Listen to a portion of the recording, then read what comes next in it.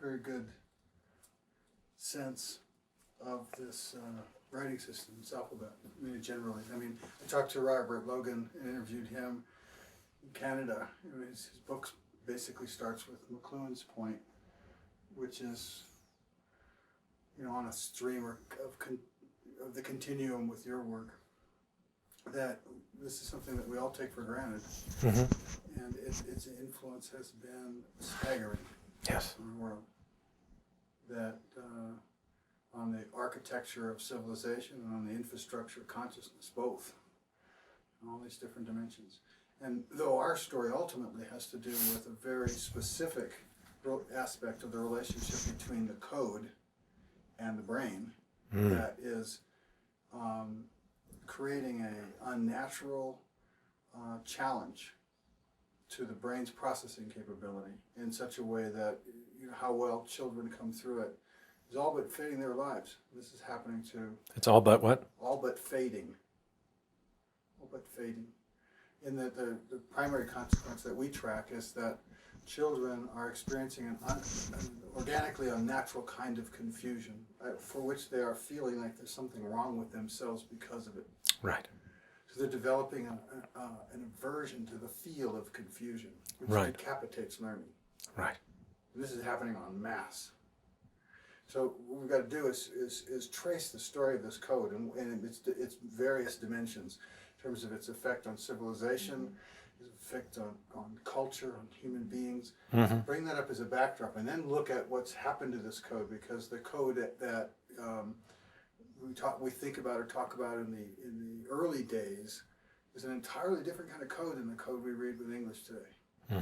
In terms of the levels of ambiguity that have to be processed faster than the speed of thought in order to construct the virtual reality stream we call reading. Right.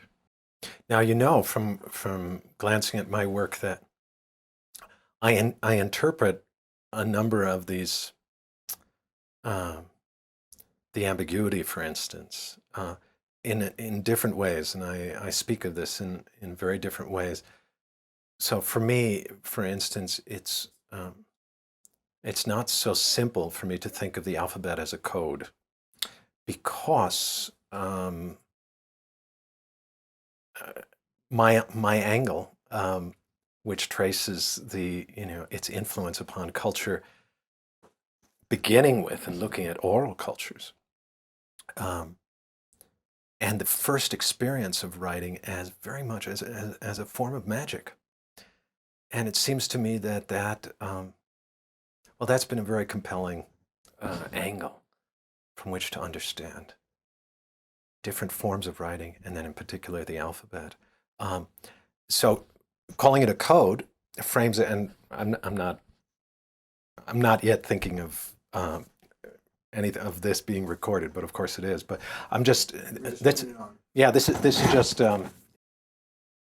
just sort of putting myself here in front of you guys, just saying where I'm coming from is just vis-a-vis that precise focus of your project. Where I'm coming from, it's yes, the alphabet does have a lot of irrationality in it, and that's what I want to emphasize as to me, it's the non-rational aspects of reading that make it marvelous. And I suspect, just my personal suspicion, is that it's not possible to get it down all in a nice rational code where it would be, because there's something in the whole practice that is inherently, for lack of a better word, it's a kind of magic. That is, it involves imagination. It involves ambiguity from the get-go. That's so inherent to this very bizarre, I believe, animistic act of reading, that to focus one's eyes on these little bits of ink on a page and see visions and hear conversations that are unfolding on the other side of the planet, see scenarios that happened not just elsewhere, but 2,000 years ago. all through my participation with these little, ostensibly inert bits of ink on a page, is, it seems to me, a kind of magic, a kind of participation, animistic participation, not that different from an indigenous Hopi woman stepping out of the Pueblo and walking along the path and having her eyes grabbed by a small bush wherein a spider is weaving its web, and as she focuses her eyes on that spider, she suddenly feels herself addressed or spoken to by the spider. Or a Lakota man strolling down a path and seeing a boulder, and his eyes are captured, and he focuses on a patch of lichen on that boulder, and suddenly finds that the boulder is speaking to him, and he enters into a conversation with the boulder.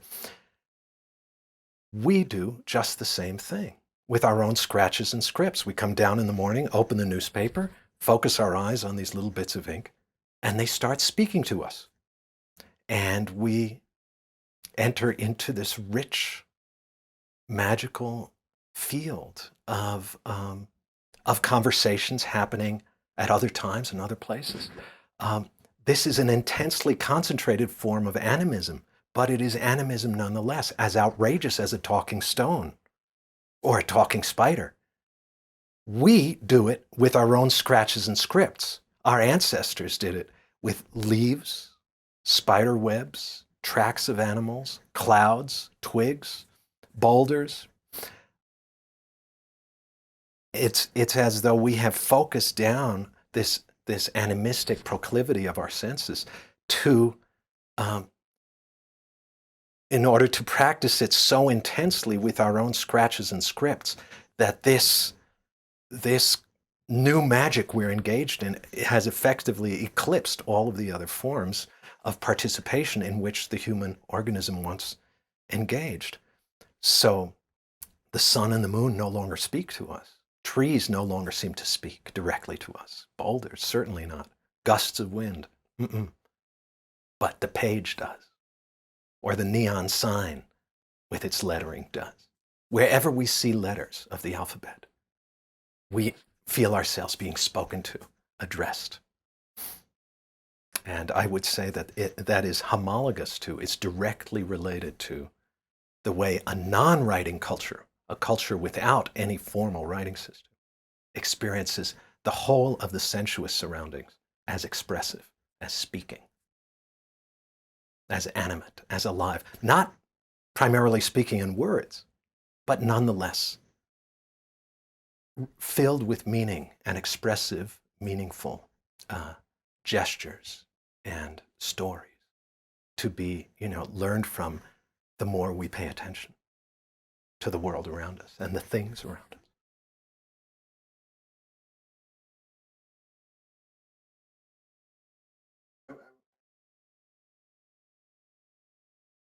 Well, just to give us a place to take off. Sure, and could I ask you guys to, or one of you to pay some attention to the time? So here, I'll give you my watch. It's 6:19. Okay. Yeah. Let's go by Yeah. Let's go by real time. Yeah. Yeah. whatever real time is. Yeah. So I should slip out around 10 after, or Around something like that. 10 Yeah, after? 10, 15 at the very latest. I should be out. All righty. So we probably have a different meaning about ambiguity. What level? Where are we talking about ambiguity? Sure. And it's not that important that we go into that we connect and all. Right. But I'd give you a frame of reference so you know a little Sure. bit more where we're coming from. Then I'm going to rewind back in time and come through the history work that you've done to kind of show the unfoldment of this and its effect on culture, and then from that rabbit hole go back into a deeper exploration of just what you said. Great. Which I think is beautiful. And I'm very interested in the effect of learning to read on us in every possible dimension and way.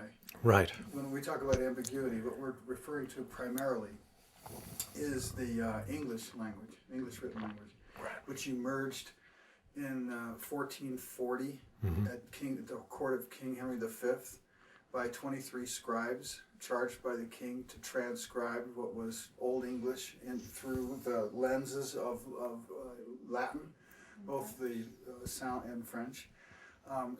The story of what is the genesis of the emergence of modern written English and its conventions and its letter sound correspondences in terms of the homogenization that went on, or confusion that went on between Latin, French, Old English, and so forth, through the lens of people who thought that English was a peasant language, didn't need much attention. The main thing was to preserve Latin and French, which was the language of the court at the time.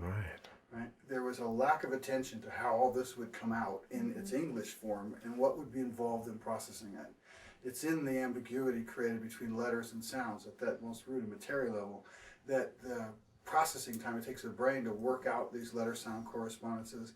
When we track it with this from the scientist side of inferences based on eye movements and brain scans, we've got on average 20 milliseconds to convert letters into sounds, or it's happening too slow for the full-blown construction that happens to create the projection that you're referring to that gives us this animistic experience. If the time it takes to process that is longer than that, the brain stutters. The first thing that you see in reading problems is the stuttering, hesitation, starts, stops that children go through or adults go through. There's over 100 million people whose lives are being radically, negatively, impacted by reading-related things in this country alone. So that's the space we're getting to. Right. But in order to get there, in order for people to understand that in a different way, we need to demystify and, in some ways, bring up about a richer myth about this whole process of becoming written literate, which is brand new in the evolutionary unfoldment. Indeed. And has had an enormously radical effect. I mean, we can't look around and unless we're pretty deep in nature and not see something that's an expression of the effect of thinking through the system. Through this system. And certainly everything we these days call Western culture or Western civilization seems more precisely named alphabetized civilization or alphabetic civilization. Yeah. And there's some people that work on the infrastructure of our cognitive processes, and the relationship between that and our affect, or more emotive, the precursors of emotions in human beings, and the relationship between those two, and how the infrastructure, particularly with respect to abstraction, is connected to this. The difference between people that grow up taking off and reading easy, the people that don't, oral cultures that have never been exposed to it. I mean, now we start to bleed over into your space more and more. That there's a difference in how they think, Yeah. Yeah, absolutely. And I guess, in a sense, my focus has been, I read so many wonderful studies on its influence upon how we think. And I'm curious, I've been particularly interested in how does it affect how we perceive the world when we're not reading? And how does it affect our experience of language and linguistic meaning once we have become literate, alphabetically literate? And so I'm coming as a cultural ecologist and philosopher, and noticing these things that, it would be wonderful to unpack it at more depth, because it's very obvious to me, for instance, and it's amazing that this has not been brought out, or I haven't seen it in other people working on the alphabet, that only when the alphabet comes into a culture, when the phonetic alphabet arrives, only then does that culture get this odd notion that language is an exclusively human property or possession, and the rest of the land falls mute. You don't experience this in that way among, Eastern cultures working with more ideographic or somewhat iconic scripts. Certainly not among the Mayan, or obviously not among the Egyptians. But one writing system very, very powerfully, not only impacts our experience of our own subjectivity, but so profoundly impacts our experience of the sensuous surroundings. So much so that I would have to say that the alphabet has played a very crucial role in the deepening environmental crisis, ecological crisis that now besets us on every hand. Sense that ecological crisis is a reflection of ecological crisis.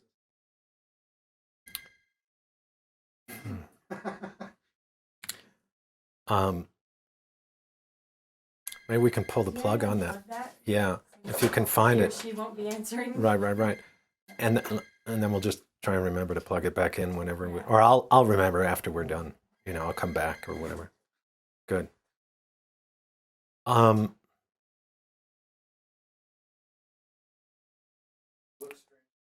Right. Mm-hmm. Well, David, for me, it's not. Well, I wouldn't say as a reflection of an internal crisis happening here, but that the crisis for me has been from the get-go a crisis out here. It's not in the world, nor is it in us. It's in the relation between the two. And the alphabet, like any writing system, is a relationship between the human organism and something external to it in the surrounding sensory world. In this case, it's the written marks on the page. And the way in which those marks, the way in which the letters, the written characters, interrupt the spontaneous sensory reciprocity between the human organism and the organic world. The spontaneous solidarity and participation between the human senses and the rest of the sensuous, the whole of the sensuous surroundings. In a sense, the letters usurp that participation, and they break that circuit. They short circuit this old reciprocity that any oral culture and the participants in any oral culture are experiencing in relation to the animate earth that surrounds them. And once that's broken, then the rest of nature begins to be felt as it's not being felt nearly as richly, nearly as poignantly. It begins to seem like just a kind of inert or passive backdrop against which human unfoldings happen. But it's not a player in those unfoldings. Whereas for every oral culture, it's a major player. And the various other animals, the plants, the winds, are major players in human unfoldings. And I think we could still make the case that they really are, that the surrounding natural landscape, whichever bioregion we happen to inhabit, is deeply affecting the human goings-on there. But we take it entirely for granted. We can't see it. We don't notice it. It's just passive stuff, a bunch of objects, or worse, just a set of resources for us to manipulate and use for our own purposes. Hence the environmental crisis, a crisis of perception, an inability to see outside the frame of a purely human, that'd be just the wind. The inability to see anything outside the frame of an exclusively human discourse, an exclusively human conversation, because meaning, once the alphabet arrives, gets encapsulated within an exclusively human sphere. It's something that we carry, and we speak of it as being inside ourselves, and we trade it around among one another, between ourselves. That is the foundation of a tremendous crisis in when the surrounding landscape, when the earth underfoot and the air that envelops us and the water we drink is not seen as having its own meaning. We're the ones who give meaning to the world. The rest of the world is just, it's basically inanimate, or at best determinate, a set of entirely mechanical processes. So that was just responding to why I don't see it entirely as a reflection of something going on in here. It's a whole breakdown of relationship that has happened between us and the world because we've entered into this new relationship with the page. So but,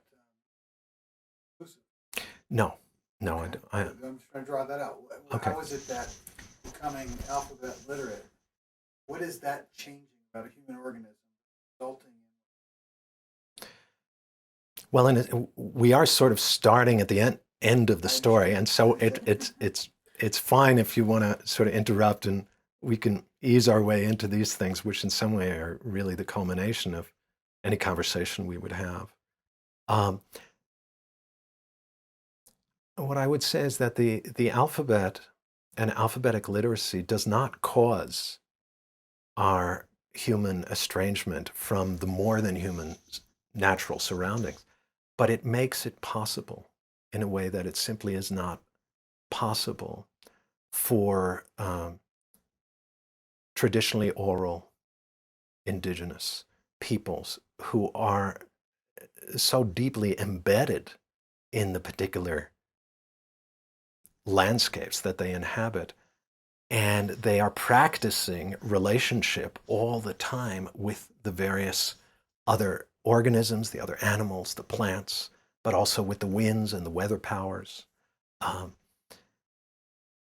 They have to, just for strictly practical purposes, in order to make their living, they have to apprentice themselves to the other animals in order to get close enough to another animal in order to bag it for dinner.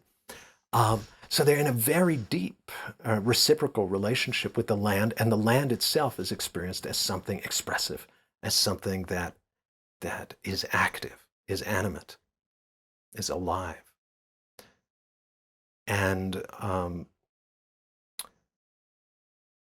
writing, and particularly alphabetic writing, makes possible a forgetting of that larger field of active agencies. It makes it possible that a literate person gets caught up in a conversation strictly with other people and with books and with his own things that he or she has written last week, and reading those things over and gradually situating herself entirely in a space of meanings that are exclusively human, and nature can fall away. But that, in order to, that last little piece that I said actually doesn't make a lot of sense without first speaking in a little more depth about oral cultures and the way language and linguistic meaning is carried within oral cultures. Okay, well, let's go to that. Build us a foundation to get there. Get back to what we were talking about. An interesting point that I want to make sure we touch on as we talk about this is the really fascinating transition between the not that it ever really transitioned, but the Socrates and Plato, the oral language being affected by writing to the extent that it's affected the oral language a non-literate person is using. And, that's one area of particular interest to us in the story of all this. But go back as far, or whatever place will give you a good ground takeoff to go into. What is the difference? What is oral language like for a culture that has never had writing, has never been affected by writing? How is it different? Right. Well, I think it's very hard for us literates to imagine our way into the experience of a culture without writing. by which I mean without a formal system of writing that is tied to the spoken language as ours is. Because, of course, there are writings, one could say, all around one. Wolves are writing with their urine. They're leaving scent in various places to be read by other wolves about their territory and terrain. There are this sort of curious calligraphy made by rivers as they wind their way through the land and they inscribe the arroyos and canyons into the earth. So writing, in a certain sense, is a part of what the world does. It leaves traces and tracks of itself. The tracks of bear, the tracks of deer. The world also speaks and is an expressive world, richly expressive, and it speaks in 1,000 tongues. Very few people have wondered how knowledge and the ancestrally accumulated knowledge of a community is preserved in a culture without the written word, in a culture without writing. Because let's remember, for the vast bulk of our existence as a species, we lived without any formal system of writing. How then was all of the necessary knowledge about how to survive in any particular land without depleting the plants and the other animals of this terrain, without screwing up the land, without inhibiting the ability of the land to replenish itself? How was that knowledge preserved and handed down? Or the knowledge of how to get on among ourselves without too much strife? And where to find particular plants that are good for food, and which plants are good for food, and which parts of those plants are toxic, and how to detoxify them, and which plants are good for healing cramps or for healing headaches, and how to prepare various animal skins in the appropriate season for clothing or for shelter. All of this ancestrally accumulated knowledge that would have been necessary for our indigenous ancestors to survive. How was this knowledge carried and preserved? For us, it's easy. We go to the library, we find the particular book that has the information we're looking for, we look up in the index, find the right page, and it's right there. But in a culture without books, how is the language held? How is all of this knowledge held?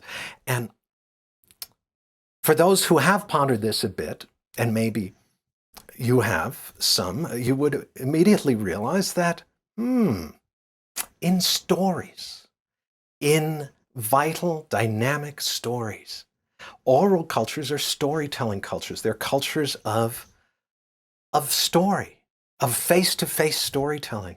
And the stories of an oral, non-writing culture are like the living encyclopedias for that culture. The stories carry all of this information in the tales, tucked in various points within these tales or in the cycles of stories that are told in certain seasons.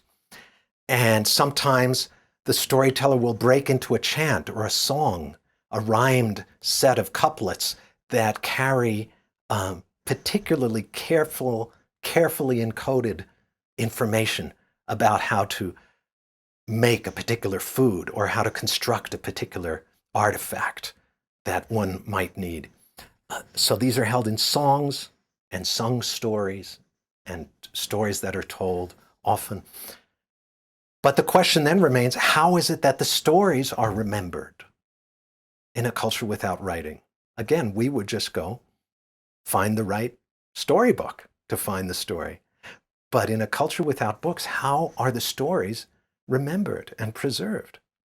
And the answer to this has not as yet been well enough understood by scholars and anthropologists. At least a very crucial factor in the way that oral stories are preserved for oral peoples is that the stories, well, for one thing, they will have often as central characters other animals that one would meet regularly as one goes about the course of one's day.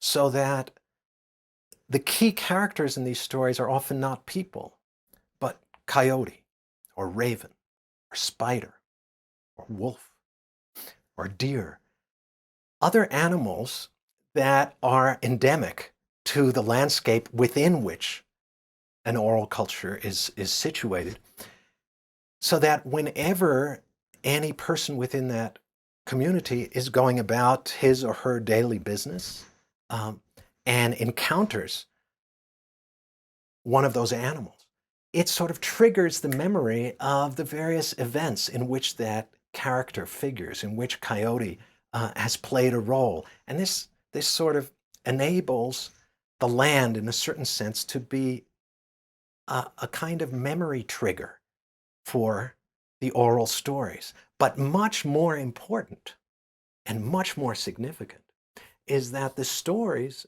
of an oral culture are very often associated with particular places in the land where those stories happened, or where the events in those stories are believed to have happened. And so when you come upon that particular site, that cluster of boulders, that bunch of old trees and tree skeletons at this spot, or this river edge, it triggers the memory of the events that happened there in those stories. So the land, in this sense, is the primary mnemonic or memory trigger for remembering the oral tales, which carry all the information for an oral culture. So as a simple example, my colleague, the American poet Gary Snyder, was visiting Australia and staying with some Aborigine people. And an old Aborigine elder was driving Gary through the outback in a pickup truck. His name, I believe, was Jimmy Chungarayi. And Mr. Chungarayi is driving Gary through the outback, and as they're driving, he's telling him various stories from the dream time. Like he's telling him a story about the Wallaby women over there where they bumped into some of the green ant people and they got into a big fight. And so the green ants went running up on top of that hill over there where they encountered some of the crocodile men. Whoa! And then some fornication happened, very difficult. And so the crocodiles came running down.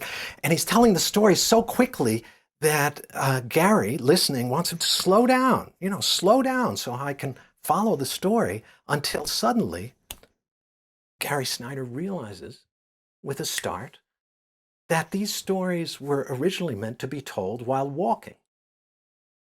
But they're traveling through the outback in a pickup truck.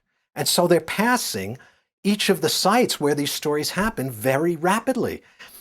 The intimacy between language and the land in a traditionally oral culture is so intense that you have to pace the speed of your speaking to the speed at which you're moving through the terrain. Many other examples of this could be given, many. But the important thing to recognize there is that living in an oral culture is experienced as living in a speaking, expressive land, because the land is alive with stories sprouting from every creek and every dry riverbed and every cave and every cliff. The land is the primary mnemonic or memory trigger for remembering the stories, for remembering all the linguistic information. Well, when writing first comes into such a culture, and the stories begin to be written down, the stories, that is, are being stripped off of the particular sites where they are believed to have occurred and are being planted on the page of the book. And the inked traces made by the pen as it moves across the page begin to replace the tracks made by the animals and by one's animal ancestors as they moved across the land. so that the page now becomes the primary mnemonic or memory trigger for remembering the linguistic information. And the land begins to seem superfluous. It's no longer necessary to the act of thinking. You no longer need to see those cliffs and these mountainsides and these kinds of trees to remember clearly the stories that form the whole matrix of your thinking awareness. The stories now in books can be carried elsewhere. They can be read in distant cities, on distant continents. And they're read by people who read about these curious stories, these folk tales and fairy tales. And we read about the little people who live off in the fields, the tiny little beings who dwell under mushrooms and things. And we think, what a wonderful imagination those unlettered peasants had. But if we were still living in that kind of culture, and our grandmother was tugging us out and saying, come, look at this wee one there. Oh, look at that little one there, just there under that mushroom. Yeah, do you see him? There he comes, coming out now. And you look closer to see what she's looking at, and then you slowly see Slug Man slowly emerging from that mushroom. Comes the slug with his antennae extending and slipping back, and you begin to realize that these stories carried real information about real things going on in the real earthly world. So it's quite a dramatic change in our felt experience of the more than human natural landscape once we step into a regime of writing. And perhaps you can understand now, perhaps we can understand better the desolation and just the difficulty experienced by so many traditionally oral indigenous peoples when they are suddenly forced out of their ancestral homelands because we want to clear-cut their forests on some island in Indonesia. And so we'll push the people, we'll relocate them onto another island. Or perhaps we want to flood the homeland of some indigenous oral people because we want a new hydroelectric dam. And so we have to relocate these oral people into another land. But you see, to push a traditionally oral people out of their ancestral homeland is tantamount to pushing them out of their mind, because the land is the very matrix of linguistic meaning for an oral or non-writing culture. They need the land to think by. So perhaps we can understand the destitution of so many traditionally oral peoples that have been displaced from their lands. Of course, for us literate moderns today, we no longer think that we need the land to think by. We no longer believe that we need the land in order to think correctly. But perhaps we're wrong. Perhaps the increasing ecological disarray that we see around us and the ever-increasing rapidity with which species are slipping into extinction, and with which the air that we breathe and the water we drink is losing its integrity and its healthfulness, suggests that there's something amiss in our thinking, that we have been forgetting something. So that's, yeah, Good. okay. Couple, check time. Mm-hmm. Okay. Yeah, it's 10 till 7. Okay. That was nice. Yeah, I'm sorry. I No, just no, sort of sorry. slipped into a rant. Just feel free to interrupt, say, David. No. I want Okay. to rather use up some tape and Right. learn to Okay. communicate than Yeah. Okay. put the brakes on something that's juicy and for you and unfolding and that Okay. I find fascinating, and different parts of it will probably be used in other ways. So. Right. Let me just think a half second. So I had wanted to at least get that piece in place in relation to something you had asked earlier. Well, I guess it just I think, some sense of that, which is very, It's very important. very So real. there's an analog, a couple of things that came to Mm. mind for me listening to you.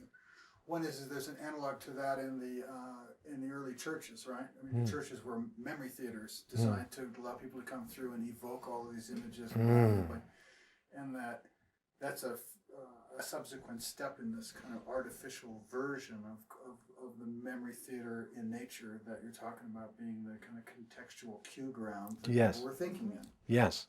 Right? So Very much so. But it's interesting because there's a rich transition there from the land itself as sort of the matrix of meaning and the memory theater, but it's not a theater then. It's before there is any theater.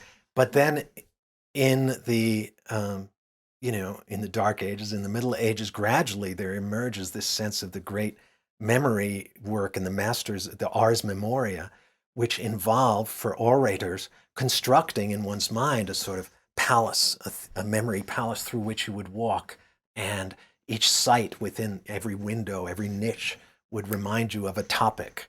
And that's why they're called topics, because they were originally topoi, that is places, topos, places within the palace that would trigger the memories. But it all derives from, I think, this very old ancestral experience for 1,000,000 years of having our organism in this kind of deep participatory relation with the living landscape and having memory held there. Not humans projecting it upon the land, but quite organically emerging between the people and the land. excellent. Yeah, and I understand the distinction you're drawing.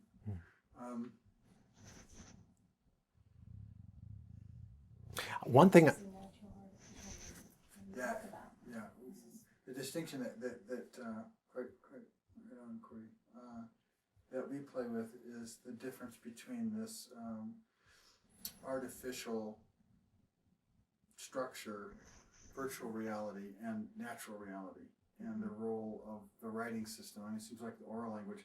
Though you just said in 1,000,000 years, as you know, there's quite a lot of debate out there about how long we've been speaking. yes, The most interesting question to me in the whole field between the speaking and the writing is when do we become so verbally self-reflexive that it becomes our primary modality of awareness, Yes. that we're aware of ourselves through the word as kind of our default mode that we've come to be today. yes. When does that creep in? And it's not clear relative to the emergence of writing versus oral culture because we don't have any records of anything before writing when this happened. Right, but I do think it's interesting for me how often scholars and thinkers associate language with self-reflexivity from the get-go. That is, they associate verbal language with this kind of self-reflexivity. Whereas it seems to me that that common mistake is the mistake of taking for granted writing and the assumption that writing is just sort of a neutral record of spoken speech, when in fact, writing brings such a remarkable transformation within our experience of language and linguistic meaning. Once we start writing, we are able to then reflect back upon what we have written, and we enter into this kind of recursive relation to our own written signs. And so only then a certain degree or experience of self-reflection that we now sort of take for granted comes into being. Prior to that, it is not that oral peoples and traditionally oral indigenous peoples are not self-reflective and are not, in fact, brilliant in their cognitive gifts and styles.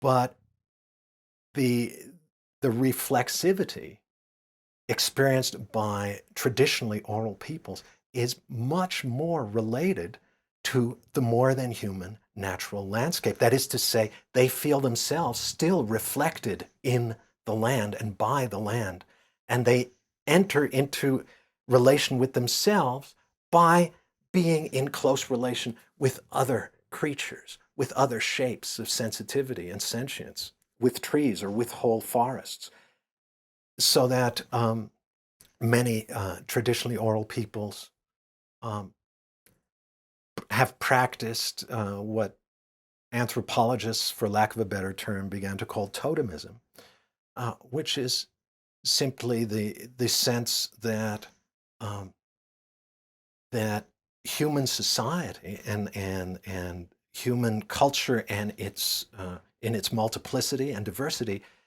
is mirroring various relationships that one sees in the surrounding natural landscape. So that if I am of Turtle Clan and you are of Raven Clan, our relationships as people um, carry something of and need to draw certain guidance from the relationships that we see between turtles and raven in the surrounding land. Um, this is something that one would have to, I mean, I could speak on this for quite a while, and it's actually fairly delicate, and I don't want to get sidetracked there, and so it's probably not something worth drawing upon for your program. But that is to say, the specifics of totemism. But what totemism is the experience of a kind of mirroring between human culture and the natural landscape. And so when we speak of reflection and self-reflection, it's important to realize that for a traditionally oral, non-writing culture, um, thought is not self-reflexive. It's not caught in this sort of this loop where I can enter strictly into relation with myself through my own language. That is something that emerges with the written word. That kind of self-reflexive loop that I would say short circuits the spontaneous reciprocity between the human organism and the sensuous natural landscape, where we are in a kind of reciprocal field of relationships that we are carrying on with ravens, with wolves, with the sun, calling the sun up out of the ground in the morning, with the moon as it moves through its phases, with the forest, with the winds and the weather patterns of this place. So we'll do our dances to help invoke the rain when it is the right season. We're in this active field of reciprocities with the surrounding land, taking much of our sustenance from the land, but also giving back to the land through our dances, through our songs of praise, through our honoring of the land in ever so many ways. So there's this kind of a loop or reciprocity that is basic to the human organism that gets interrupted, it would seem, when writing comes in to a culture and people begin to enter into this reflexive loop with their own written signs. And the land is left out of account and begins to seem superfluous.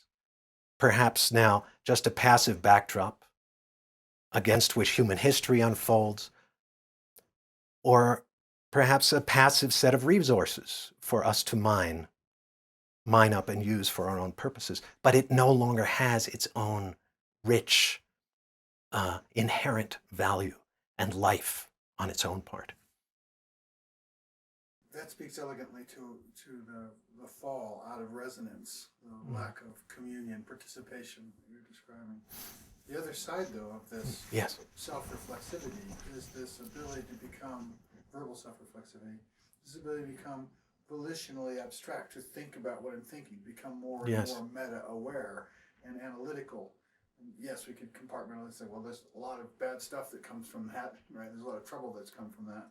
There's also a lot of the marvels of our world, the nature and structure of a lot of what we take for granted that's good has also been constructed out of this process.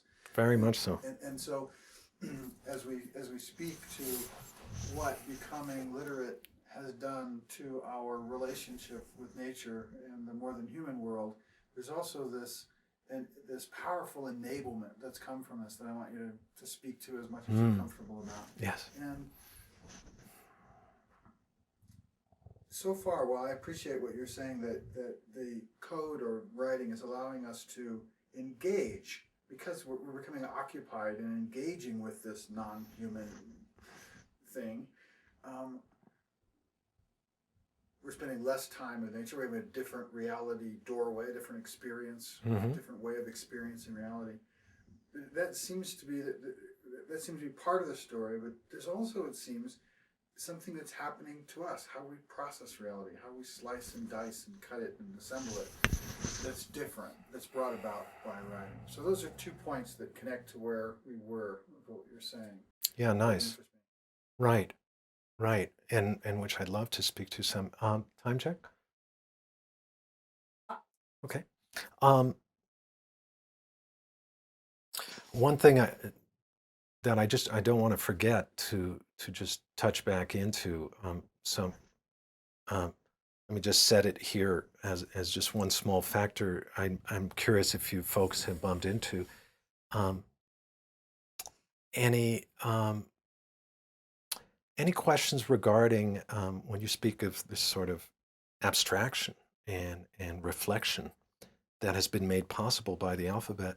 It's interesting that the interior thinking, the inner monologue that we tend to experience when we are cogitating, that sense of words playing within my head. Self-talk story. Yes. What we say to ourselves.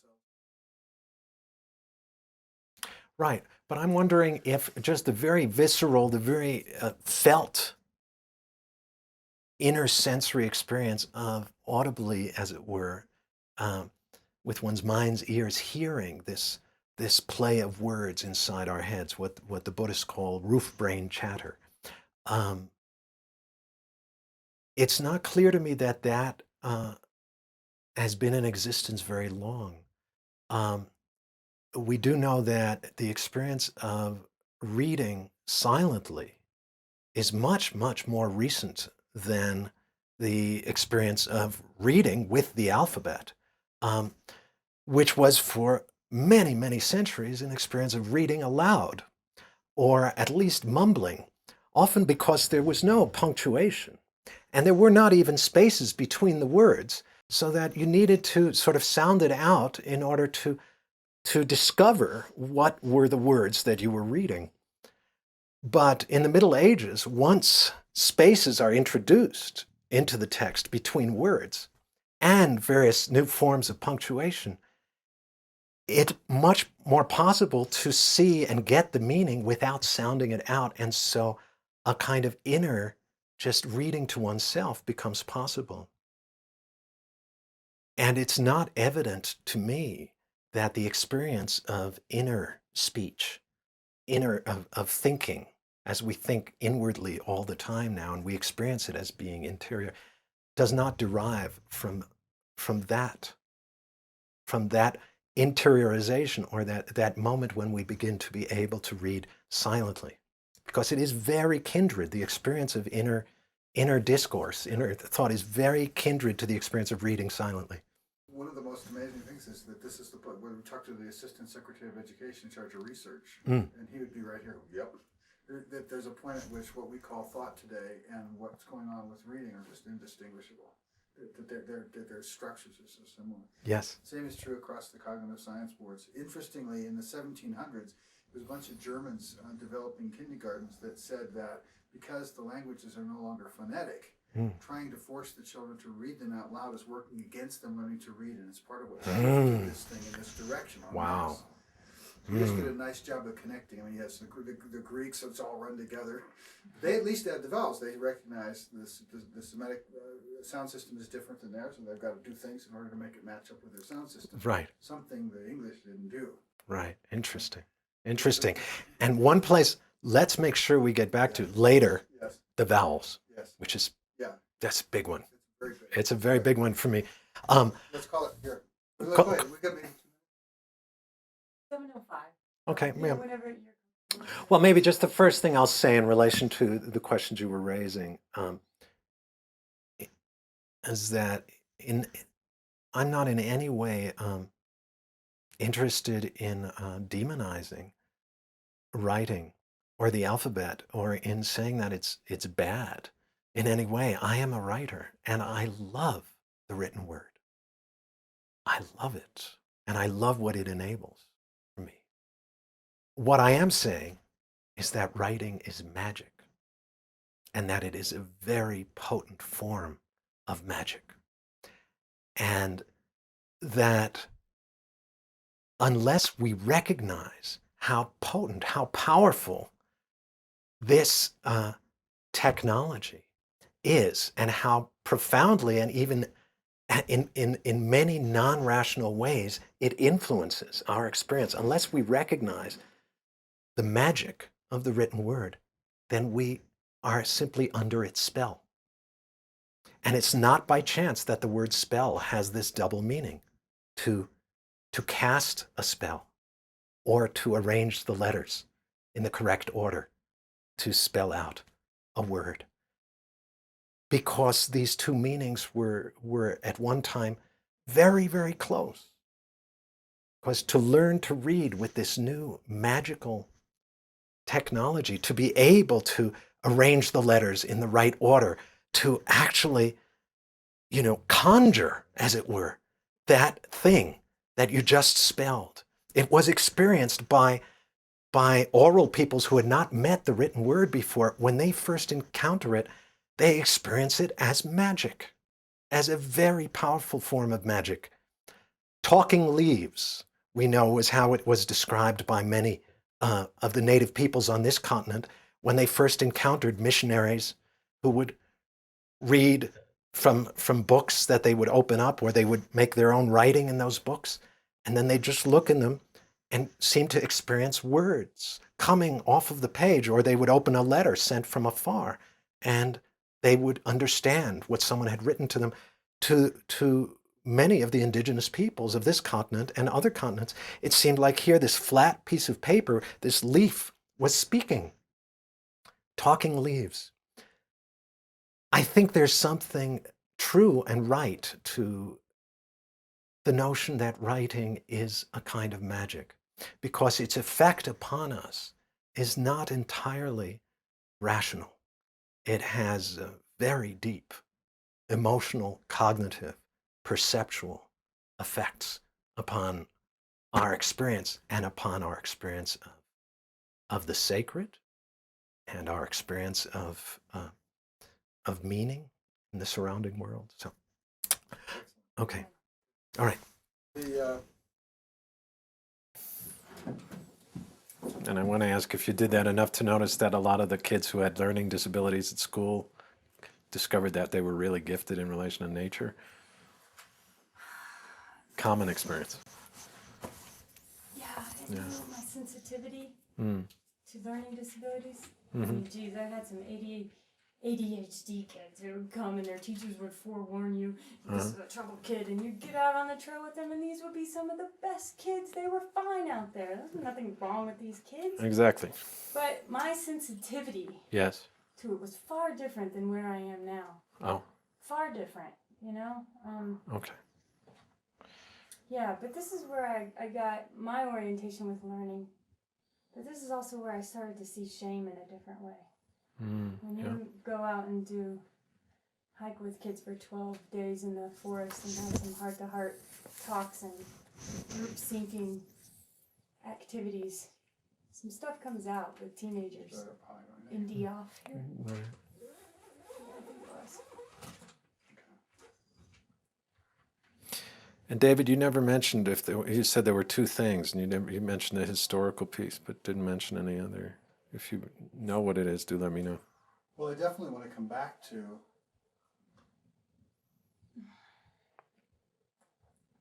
I want to go into the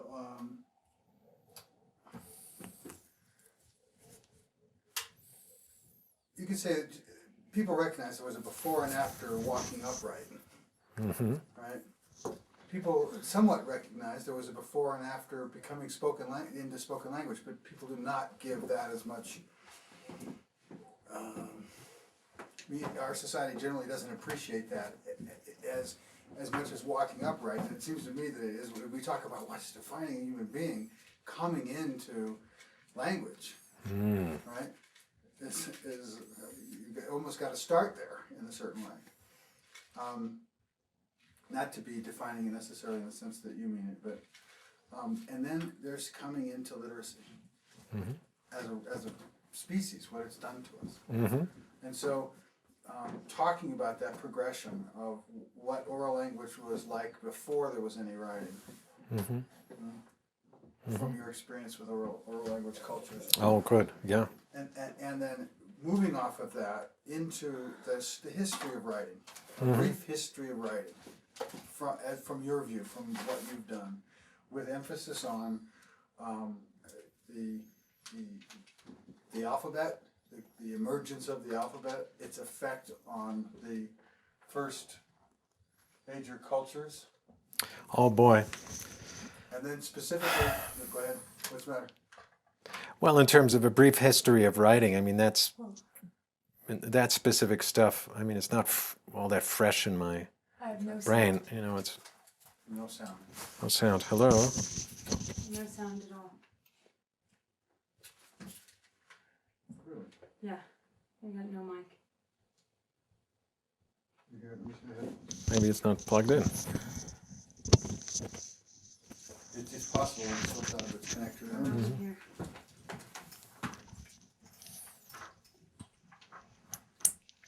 Uh-huh. Hello? Hello, Cori. Yeah,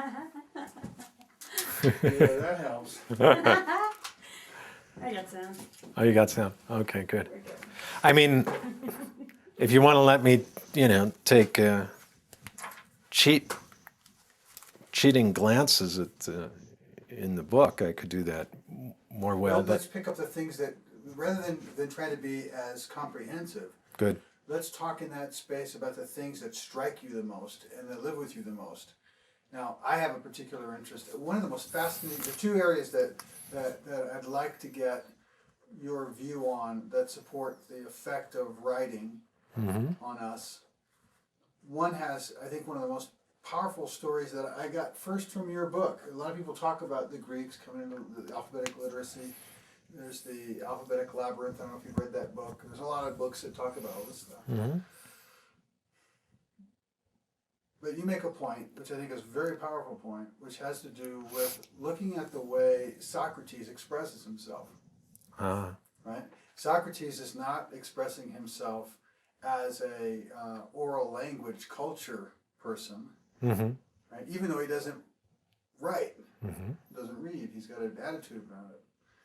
But So the Socrates Plato thing, yeah, okay. right, referring to this distinction that's even between those two, it kind of gives you the sense of what an impact writing had on oral language culture, even for those who didn't read and write, as exemplified in the Socrates Plato play. Even for those who didn't read and write. Well, Socrates was a reason that it had such an impact, because he made sure it did.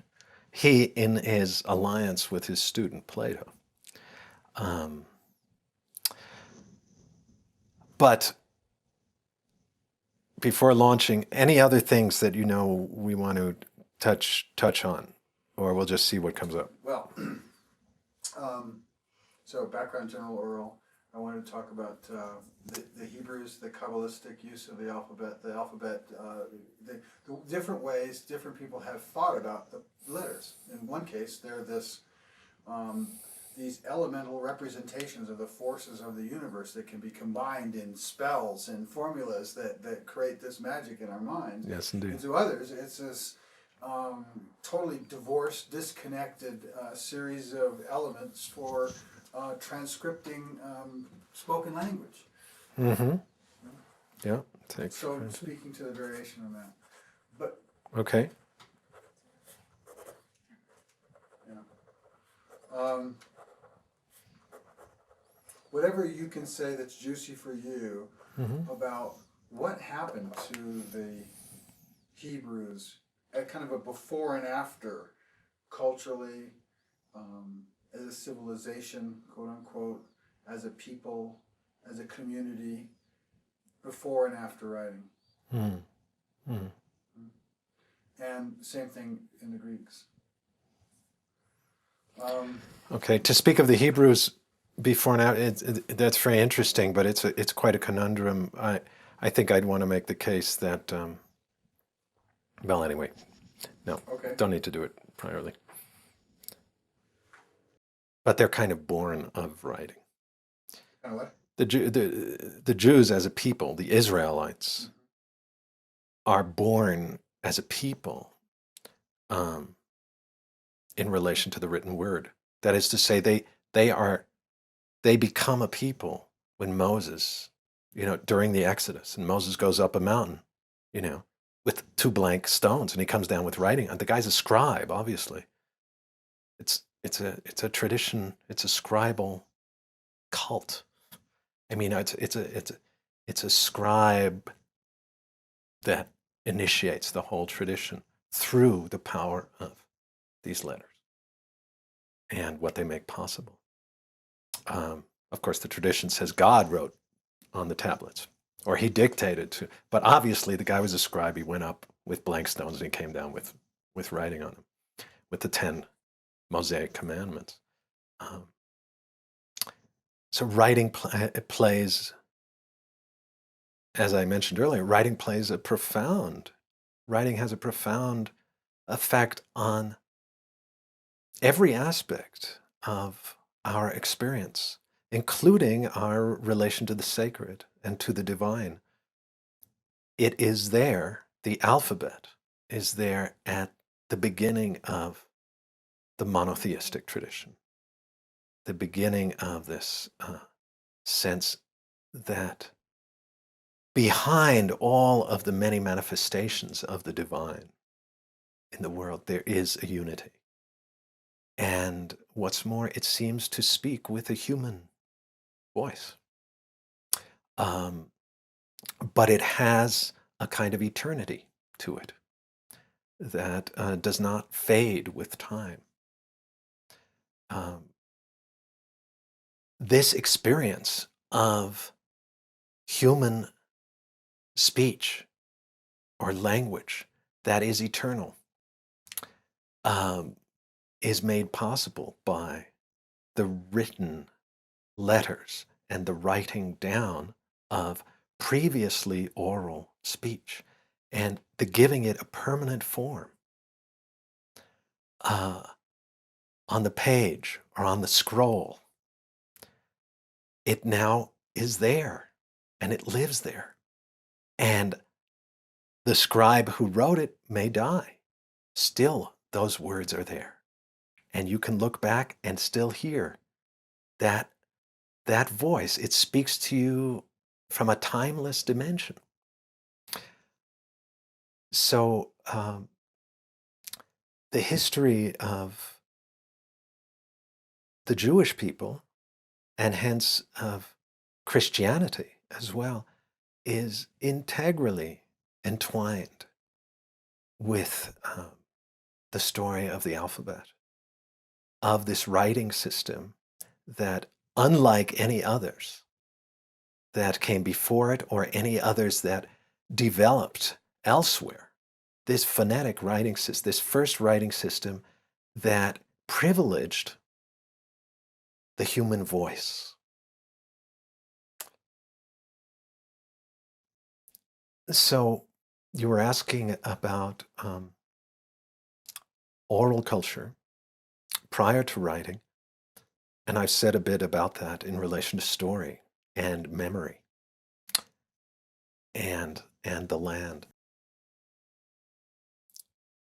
Oral cultures, indigenous cultures, it's very dangerous and wrong, really, to generalize at all about cultures that, even those in existence still today, are so different from one another. I mean, outrageously different in their beliefs, customs, life ways, and styles of intelligence and grace. And yet there are a few commonalities to every wholly oral, non-writing culture we know of. All of these were indigenous cultures.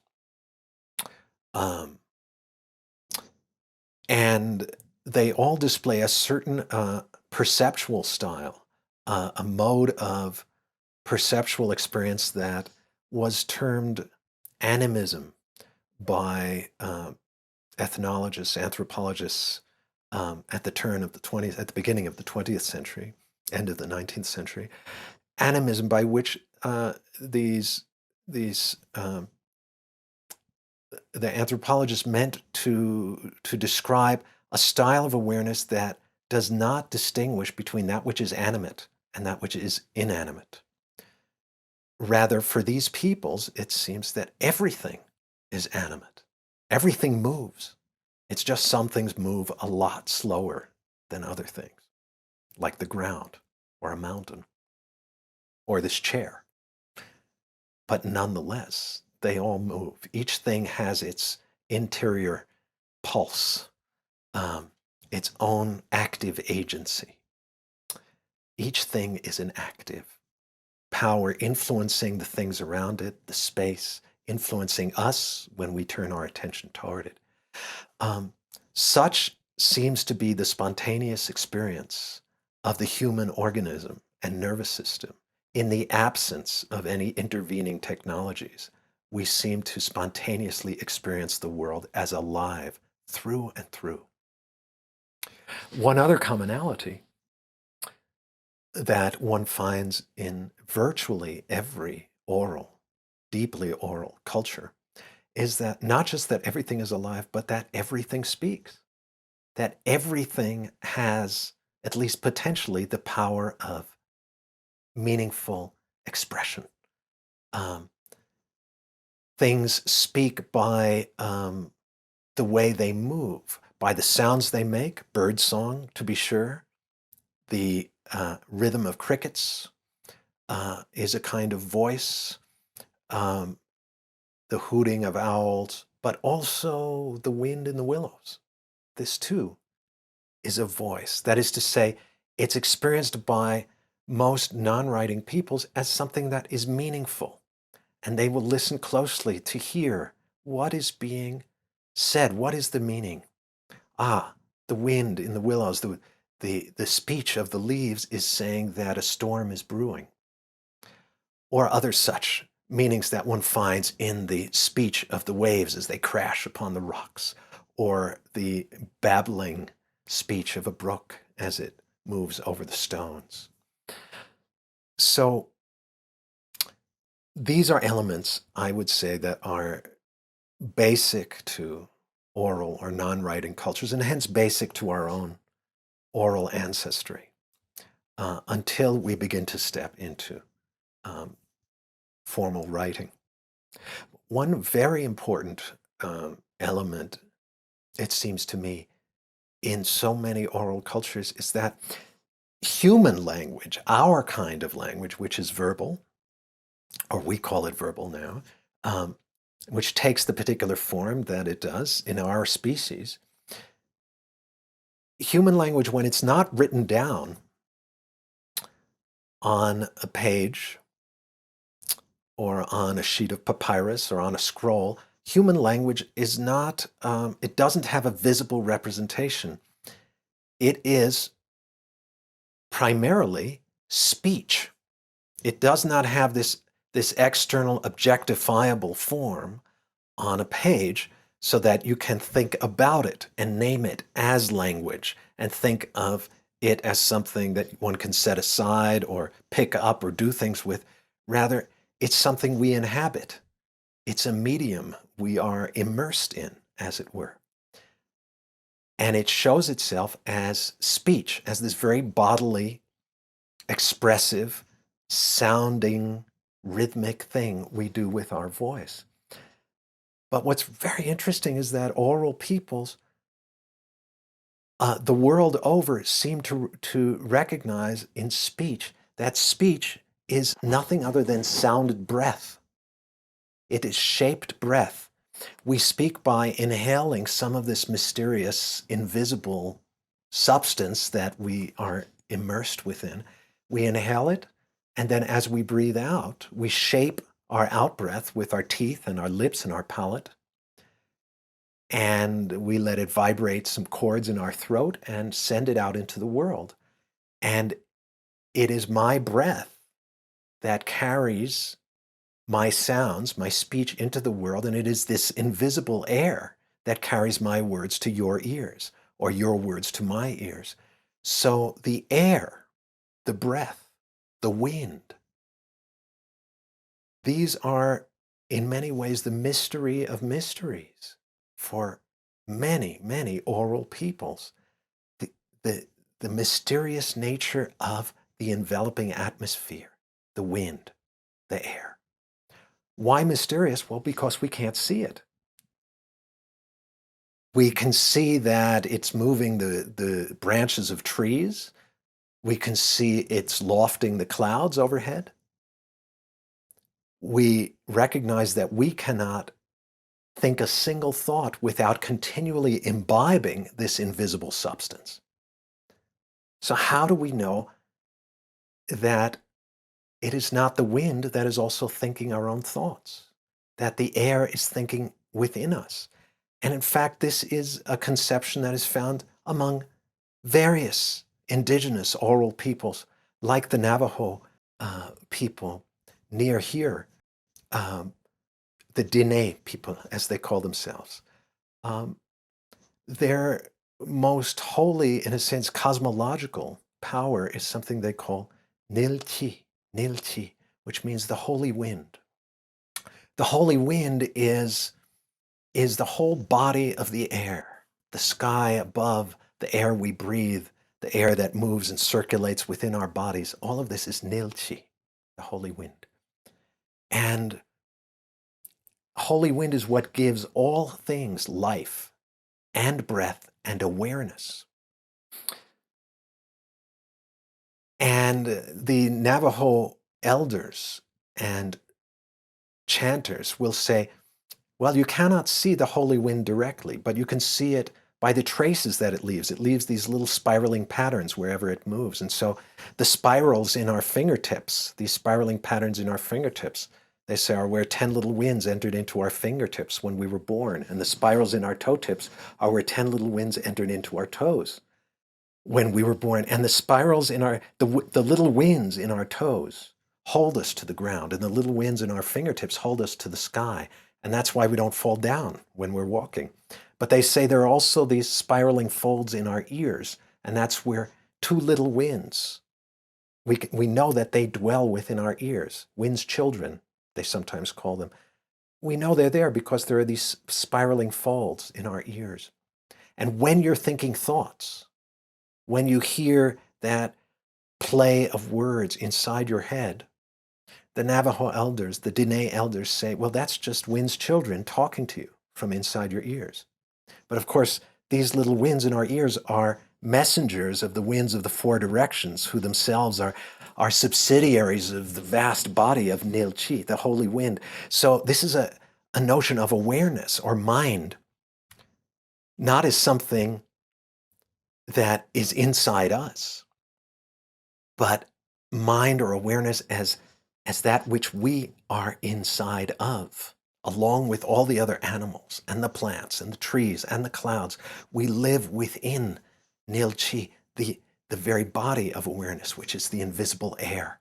So air, wind, breath is a great magic to a culture without writing, to a culture for whom language is nothing other than shaped breath. And the experience for so many oral cultures is that one is immersed in this thick, meaning-filled plenum. It's invisible, but the air nonetheless is filled with voices and communications crisscrossing between various animals and humans and plants, sharing their pollen with bees, and so many messages, so much meaning, it lives in this invisible substance in which we're embedded, in which we're immersed. So it's very interesting that the first alphabet that we know of, the earliest phonetic alphabet, which originates among Semitic people, perhaps 1500 years BC, perhaps earlier. It's a very interesting thing that this earliest alphabet does not have vowels in the writing system. Only the consonants are written down. The consonants, which are the shapes that we give to the breath, the B, the B, the K, D, W. So the consonantal shapes are written down, but the vowels are not. In fact, the reader reading a traditional Hebrew text, even today, the Hebrew Torah, the scroll in the synagogue, the reader has to add his or her breath to those bones on the page to make them come alive and to speak, because it's not clear what vowels to add. Why weren't the vowels written down on the page? Because the vowels are the breath sounds. The vowels are the sounds that the breath unimpeded makes as it moves through the mouth. Ah, ee, a, o, oo. And as breath, they are sacred. They are invisible. And for the Hebrews, as for so many other tribal peoples, one cannot make a visible representation of the invisible spirit. In Hebrew, the word is ruach. Ruach, which means wind and spirit inseparably. It's the wind which is the spirit which is the wind. I'm telling this all in a bit of a garbled way. Good. Okay. Seeing we're at a break point, I want to rewind a little bit. Okay. And I want to ask about the way that people that haven't been exposed to writing have thought through the lens, through the machinations of writing. Right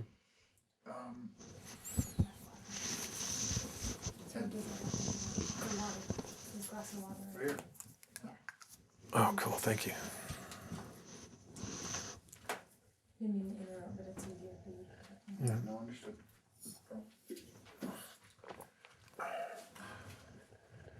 I mean, one of the things that seems to be, I'll put this out for play, is that there's a real shift between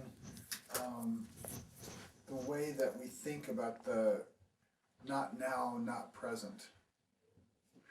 The difference between oral language cultures, which seem to be more grounded in the immediate present now, and their communication is in reference to that all the time, or in a way that's different. In other words, that as you said earlier, the writing system allows us to kind of freeze the language stream and look at it and push on it, reflect on it, and do things to it. Right. That once when we're in the stream without that tool, without ever having experienced that tool, we're in that stream like we're in the stream with nature. Yeah. Right. Yeah. And one of the differences is this abstraction or this movement away from being in the stream, this now versus kind of more and more not now, not present. Yeah. So that is affecting something very fundamental in the way that we think. Yeah. You want to get at that as best as you feel. All right, let me think about that a minute. Okay. Let me try to in a nutshell just finish the piece that I was trying to speak, but I'm just gonna I see a way to do it more succinctly. So I'm going to back up to having just spoken about the Navajo and the Nilchi, the holy wind. This notion of mind as wind can seem very alien to us today, until we look at the evidences in our own language. In English, our word spirit shares with our word respiration this old source in the Latin word spiritus, which means a breath or a gust of wind. So spirit and wind were once the same thing. Psyche, our word psyche, from which we get psychology and psychiatry, this word for the mind originates where? In this old Greek word, psychein, which means to breathe or to blow like the wind. And for the ancient Greeks, a psyche, a psyche, was a breath or a gust of wind. The word animal comes from this old word for soul, anima. Animal is a being of soul, or being unanimous means sharing one mind together, one soul together. Anima, this word originally means a breath or a gust of wind. Even such a scientifically respectable word as atmosphere shows its link to the Hindu word Atman, soul, the original word being Atmos, which is the air, which is the soul, or the soul, which is the air. The Hebrew people, this ancient tribal people, also has a word which means spirit and wind inseparably. Just like Nilchi of the Navajo, the Hebrew word is ruach, which is perhaps best translated rushing spirit. It is the wind which is the spirit, or the spirit which is the wind, and it's very sacred within the Hebrew tradition. It's there in the first sentence of Genesis. The world was without form and void, and a ruach of God moved over the waters, a wind of God moved over the waters. It is the very presence of the divine in the material sensuous world. That is ruach. But it's not the most sacred word within the Hebrew tradition. The most sacred combination of letters would be the four-letter name of God. The tetragrammaton, as it's called, YHWH, or Yud He Vav He. Very sacred, very secret. We're not even sure how it's to be pronounced. Why? Because there are no vowels in the name. It's just the letters, YHWH. Why didn't we write down the vowels? Well, because the vowels are the breath sounds, and the breath is the ruach. It is the invisible spirit, and you cannot make a visible representation of the invisible spirit. It would be sacrilege. And so in the ancient Hebrew writing system, there are no vowels written down. Only the consonants are written. And the reader has to add the appropriate vowels, just intuit what vowels to sound out as he or she is feeling her way through the consonants on the page.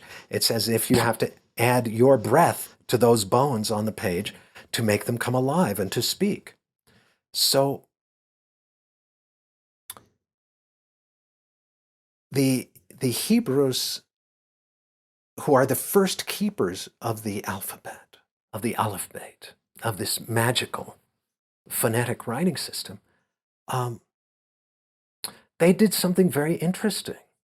They became literate in relation to the visible world and the visible shapes of the world. And they would say, God is not that tree. And God is not that golden calf, is not in any visible image. That is not divine. God is elsewhere. So they developed this new literate distance from the visible world, but they stayed oral with relation to the invisible breath, to the wind, to the invisible ruach that moves between all things. It's very interesting. It's a case of a culture that became literate without giving up fully its orality. So ancient Hebraic religiosity is just as much oral as it is literate. And I think there's much to be learned from that for us today, perhaps, how to be literate and oral at the same time. For me, that's a key and important aspect of the transition from oral to literate, is this sense of being immersed in an invisible, meaning-filled plenum that we now call the atmosphere, or the wind, or the breath, or the air, to the world we now experience, where we don't speak of the air between me and a tree, or between you and I. We just speak of the empty space between us. We don't notice that there's anything really here. We can't see anything there, therefore it's just empty space. It has vacated all of that richness and that magic that it has for oral peoples. How did this happen? The Hebrews carefully refrained from desacralizing this magic of the wind, the air, and the breath. They did not write it. They did not make an image for the breath sounds, the vowels. Are you saying, you saying that because they thought it would be sacrilegious to represent with an image that which is sacred, almost a la the Ten Commandments itself? Or is that because they didn't differentiate the writing system in the same way that others would do later? As an instrument, they didn't get meta enough, they didn't get analytical enough at that stage of the emergence of the alphabet to think about ways to improve its effectiveness. In other words, is it a religious aversion to doing something that would be sacrilegious with respect to imaging the breath, or is it a technological development? Two ways of saying the exact same thing. It's entirely possible that they never even thought of it, but they never even they could not think of it because it was sacrilegious.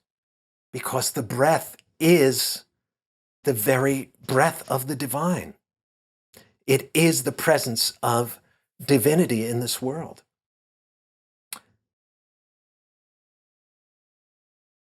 You can, I'm going to adjust your mic for a second. Okay, sure.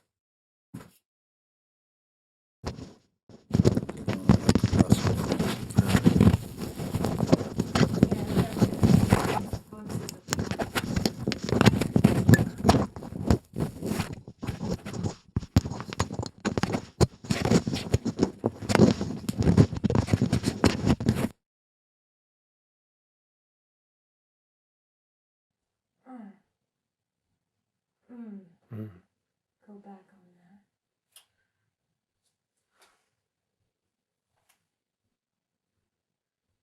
that. Let's go back to, if you can, yeah, the beginning of our conversation about the Greeks and their oral culture, the oral bard, Homer, and the trajectory we're on to intersect with the alphabet. So start at the beginning of the Greeks, speaking of the Greeks? Yeah. Okay. So the Phoenicians pick up this very interesting Semitic innovation, this new writing system, the alphabet.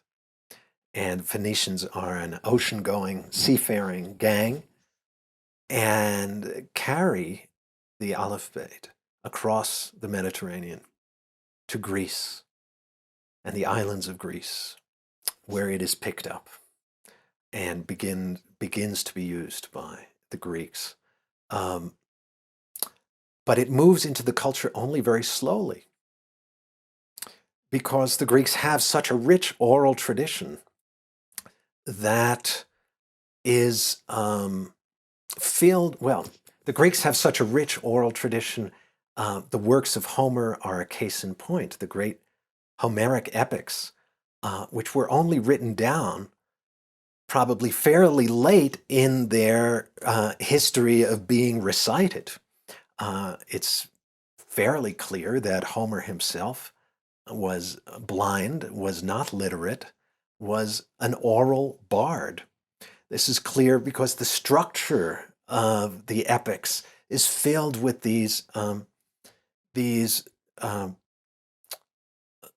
patterns of language that one finds in any deeply oral culture, where there are phrases, rhythmic phrases that repeat themselves again and again. The wine dark sea, when dawn spread out her fingertips of rose. So many formulaic phrases that Homer has in his awareness and can draw upon whatever is needed to fit the rhythmic structure of the line as he's improvising this tale afresh. He needs something that has the right syllable structure, and he draws it from this fund of formulaic phrases in this trance of telling. He's like a rap artist in the old sense, in the original sense of, perhaps even strumming a simple instrument and accompanying himself, maybe rocking with his body as he's telling. And the stories unfold and people hear them. And at some point, these stories are written down.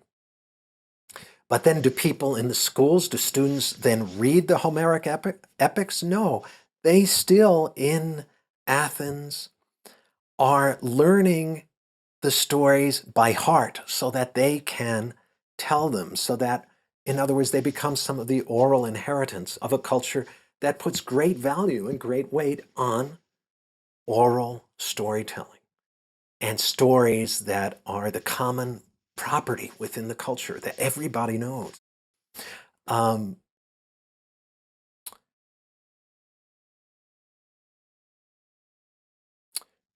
Nonetheless, there's this interesting shift in the early phonetic alphabet or alphabet once it is brought to Greece, which is that at some point, the Greek scribes realized that they could make it yet more efficient by inserting vowels, by actually writing down not just the consonants, but by indicating with written characters the vowel sounds themselves. Wouldn't this make it much clearer how to read a particular phrase, how to read a particular line? Sure. And so they seem to have no qualms about inventing letters for the vowels themselves. In fact, they actually borrowed some letters that were consonants in the Hebrew writing system, but they adopted them and shifted them to become, because they had no need for those consonants in the Greek language, they started using them as signs for vowels. So the aleph, from whence comes our A, for the Greeks, it became alpha, the Hebrew aleph. But the Hebrew aleph was not a vowel. It was a consonant. It was a glottal stop, this little sound of the throat opening in the back of the mouth before any utterance. The Greeks said, well, let's use this for our sound ah or a. And they also took the image of the aleph from the original old Hebrew writing system or the old Semitic writing system. The aleph was originally written as an upside down A, what we would call an A, but that was sort of turned on its head like this. Because aleph in the Semitic languages, in Hebrew, aleph means ox. And the A, it's quite clear, was a picture of an ox's head with its horns protruding.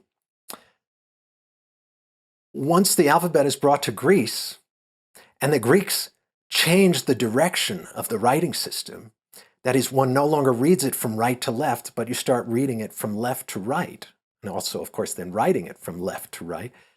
Well, inverting the direction in which one writes, a lot of the letters also got turned over or turned on their side. And so the A, the aleph, got turned upside down as it became the alpha. And it became the ancestor of our Roman letter A. No longer an image of an ox. The word alpha does not mean anything other than the letter itself. It has no referent in the sensorial world. It doesn't refer to anything in nature. So the letters now get a new degree of abstraction from the sensorial surroundings. For the ancient Hebrews, many of the letters still carried this link, both in the image and in the sound. So the Hebrew letter mem, which is the ancestor of our M, mem in Hebrew means water. And the mem was drawn as a series of waves. When it is appropriated by the Greeks, the letter now loses because they don't have that word in the Greek language. And so the reference of this image to water is lost. It just becomes a way of imaging the sound. Our letter M, now we see the M and we immediately go, but we don't think of anything in the surrounding world of nature. And this happened with various other letters. The Hebrew letter Kof, ancestor of our Q. The Kof, Kof means, among other things, monkey.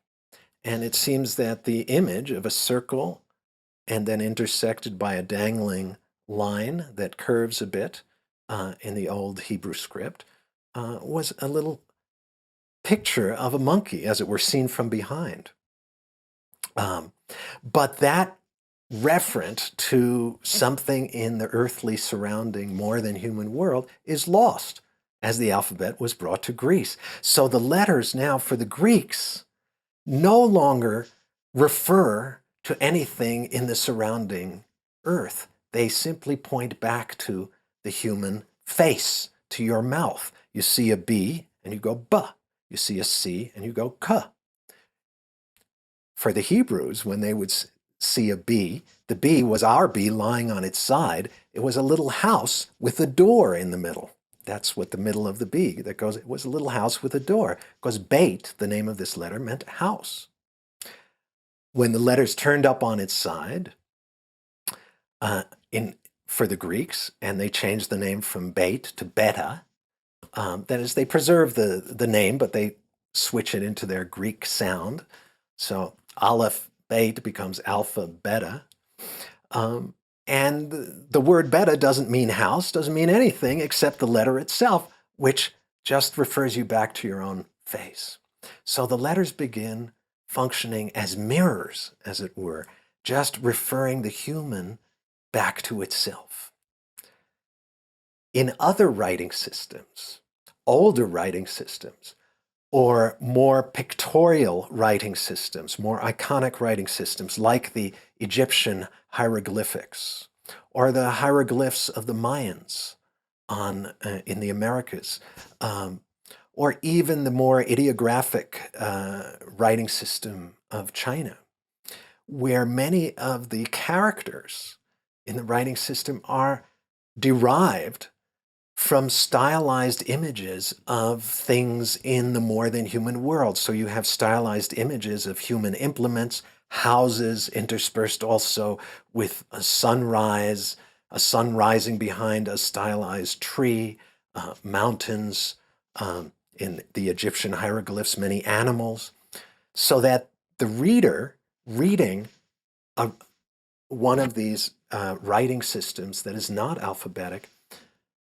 the reader reading these characters is continually reminded of language's link to the whole more than human surroundings, to the more than human field of nature. The letters, the written characters in a hieroglyphic writing system, or even in an ideographic writing system, or logographic, like the Chinese writing system, the letters, as it were, give a new, the written characters give a new distance from the surrounding world of nature that is different from that deep sensory participation that oral peoples engage in. The written characters of an ideographic or a more pictorial, iconic writing system give a new distance from that surrounding visible sensory world. But nonetheless, the written characters still function as windows opening onto that more than human world. You can still feel the presence of other animals, of the land, of sun, of moon, of cloud, because they're still present in the written characters, even in a very stylized and derivative way. Once the phonetic writing system is developed and then is brought to Greece and loses all of those pictorial ties that still lingered within the ancient Semitic writing system, for the Greeks, the letters no longer function as mirrors. For the Greeks, the letters no longer operate as windows opening onto that wider, more than human field of nature. They now operate as mirrors, reflecting the human form back upon itself. So I no longer think of anything in nature when I'm seeing a B or a C or an M. Instead, I'm going B, K, M. Then as the letters are pointing me right back to my own mouth. They're referring me back to myself. With this shift, with this transformation in writing, human language and meaning begins to close in on itself. And those who begin to wield this new technology, the alphabet as it is taken up from the Semites and then transformed by inserting letters for the vowels themselves,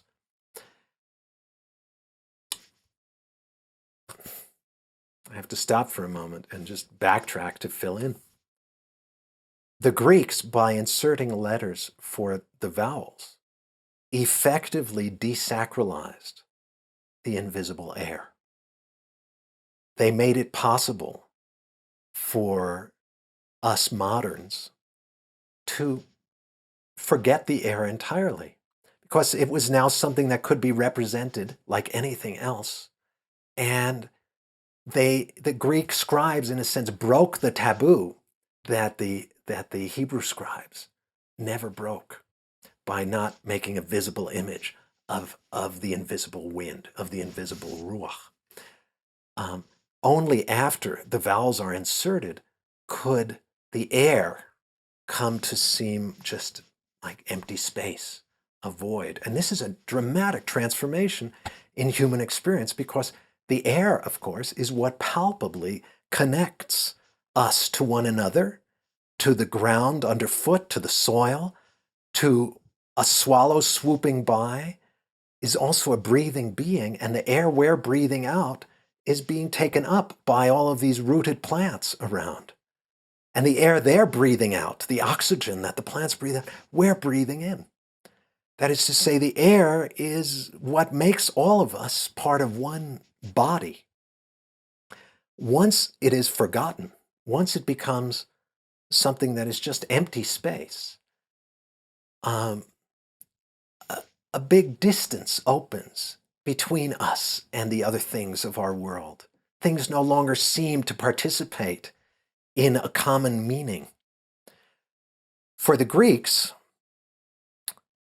their experience of this new alphabet is one where the letters, as I've said, the letters are referring them back to themselves, functioning as mirrors, reflecting the human form back upon itself. And so language, for the first time, begins to be experienced as an exclusively human property or possession. And the origin of the Western philosophical tradition in ancient Athens, where the father or the grandfather of Western philosophy, Plato, is working. He's a student of the great teacher Socrates, teaching in Athens early in the 4th century BC. And these two gentlemen, the one of them, Socrates, in all likelihood entirely oral, maybe he could write his own name with the new alphabet, but apart from that, it's clear that he didn't leave any written records. His student, Plato, wrote down, no doubt also adding his own twist to many of the conversations that Socrates had with his students. The great Platonic dialogues are all dialogues between Socrates and various of the other young men of Athens. And together, these two thinkers inaugurated the new thought style that was to become the Western inheritance, a thought style that was made possible by the Greek alphabet. Pause. Let's change tapes because I want to get going on the next roll and I don't want to interrupt. Okay. Get there. Okay. Okay. Yeah, I'm just. No doubt, I'm in my senses conversational mode Let's get into a conversation. with my speaking. That is to say, not so earnestly. Oh, no, I see. Okay. One of the distinctions that I'm hearing that I'd like to draw just in case it makes some sense. I mean, I hear that there may have been a kind of a multivalent written oral language connection system happening with the Hebrews that didn't carry forth with the way the writing system would be used by the Greeks. And by that I mean, like you're describing, like a wizard uses the spell, right? That the placement of these letters together had an ability to connect concepts almost more like the ideographic systems did, that would then yield the word, rather than this thing being these pieces of sound that would be assembled to yield the word. Mm-hmm. Right? And that, in fact, or not in fact, but that possibly with the Hebrew system, these two systems work on both levels, whereas with the Greeks, this would get stripped away. Yes. But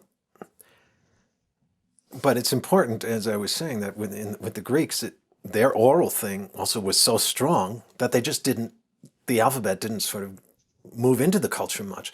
And it's only at a certain point when it caught on, when it's being taught in the Athenian curriculum, which is right around when Plato's going to school in Athens, that it becomes more of a common property. But there was so much respect for the stories and for the oral commons of the culture. Right. We interviewed a guy that wrote the book on Greek ways, the history of Western civilization, and he spoke basically, his view was, Greeks, it's a myth that the Greeks were a literate society at any point.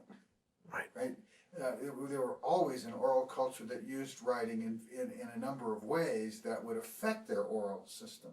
But it never transitioned to be a literate society in the way that we might think of it. Well, I think only at this point in Athens, when Western philosophy is born, I think something quite dramatic does happen for those who participate in this new tradition, the philosophers, the lovers of wisdom. The philosophical tradition seems to originate with Socrates in Athens, carrying on these conversations with various young men, challenging them in a very strange way that had not been experienced by the citizens of Athens before. Here was a man asking about wisdom. Tell me, young man, what is wisdom? And the young man would start to tell a story, one of the stories that he knew and that others knew about a wise person, a particular wise individual in one situation. And Socrates would say, no, no, no, no, no. You're telling me about a person. I want to know what is wisdom itself. And his interlocutor would begin telling another story or a little anecdote from another story about another wise person or a person who acted with wisdom in another situation. And so it would go on. Socrates would stop him and finally say, wait, you are telling me about many different wisdoms, but I'm asking you about wisdom itself. What is wisdom itself? And this mode of questioning was experienced by the Athenians. One of them said it was like an electric shock. And you would wonder, how did the Athenians know what an electric shock felt like? Well, from the sting of a stingray, or perhaps of an electric eel, but the shock, what they described Socrates' teaching or his questioning felt like being stung by the electric shock of a stingray. It was a shock, because his practice, this mode of questioning, in a sense, what he was doing was interrogating the oral mimetic mindset common to oral peoples, where one is always drawing in one's thinking upon this common fund of stories and teaching tales that have been handed down and passed on. And Socrates was challenging each time someone would speak back to him or reply to him in one of these oral modes. He would interrupt it and say, no, what is beauty itself? What is justice itself? And the person he was asking would then once again fall back upon another story of a just man. And Socrates would interrupt him again. No, I'm asking about justice. This mode, the famed Socratic dialectic, is perhaps best thought of as the interruption of the oral mimetic trance, as it were, by a mode of thinking that was made possible by the alphabet, by the Greek alphabet, which only begins to be taught in the Athenian curriculum in this time when Plato is a young student studying in Athens, and the time just around this time when Socrates begins enacting this wild new form of teaching. And yet Socrates himself was not literate. He is not a man who writes. He is an oral man. But nonetheless, he was making use of the new capacities for reflection that were made possible by the written letters, because only when one writes down the word justice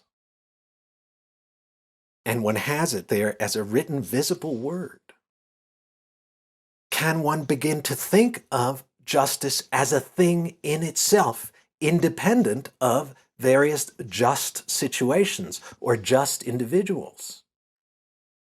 And when you write down the word wisdom, you can begin to, you have a sense of it. It now exists within the experienced world, within the perceptual field. It has an existence as an independent object in its own right, something that can be thought about. And it has an existence independent of various wise individuals. Because here it is on the page. It's not just being enacted in various situations, because also it exists here, written down. And so there was a new there was a new kind of reflection, literally reflection, because as I've said, the letters are now functioning as mirrors, in a sense. They are enabling those who write to look back at what they have written and what they had written a week earlier, and so what they were thinking a week ago, and think further about the same thing and write some more thoughts, and then look back at those and reflect on those. That is, one could now enter into relation with oneself, or have one's own thoughts interacting steadily just with other thoughts that one had thought a few days earlier, independent of engaging in conversations with other people or interacting with the land, with the fields, with the forests, with the buildings. You could now just interact and reflect upon your own written signs. And this new reflexivity that is the origin of what we now speak of as the reflective intellect.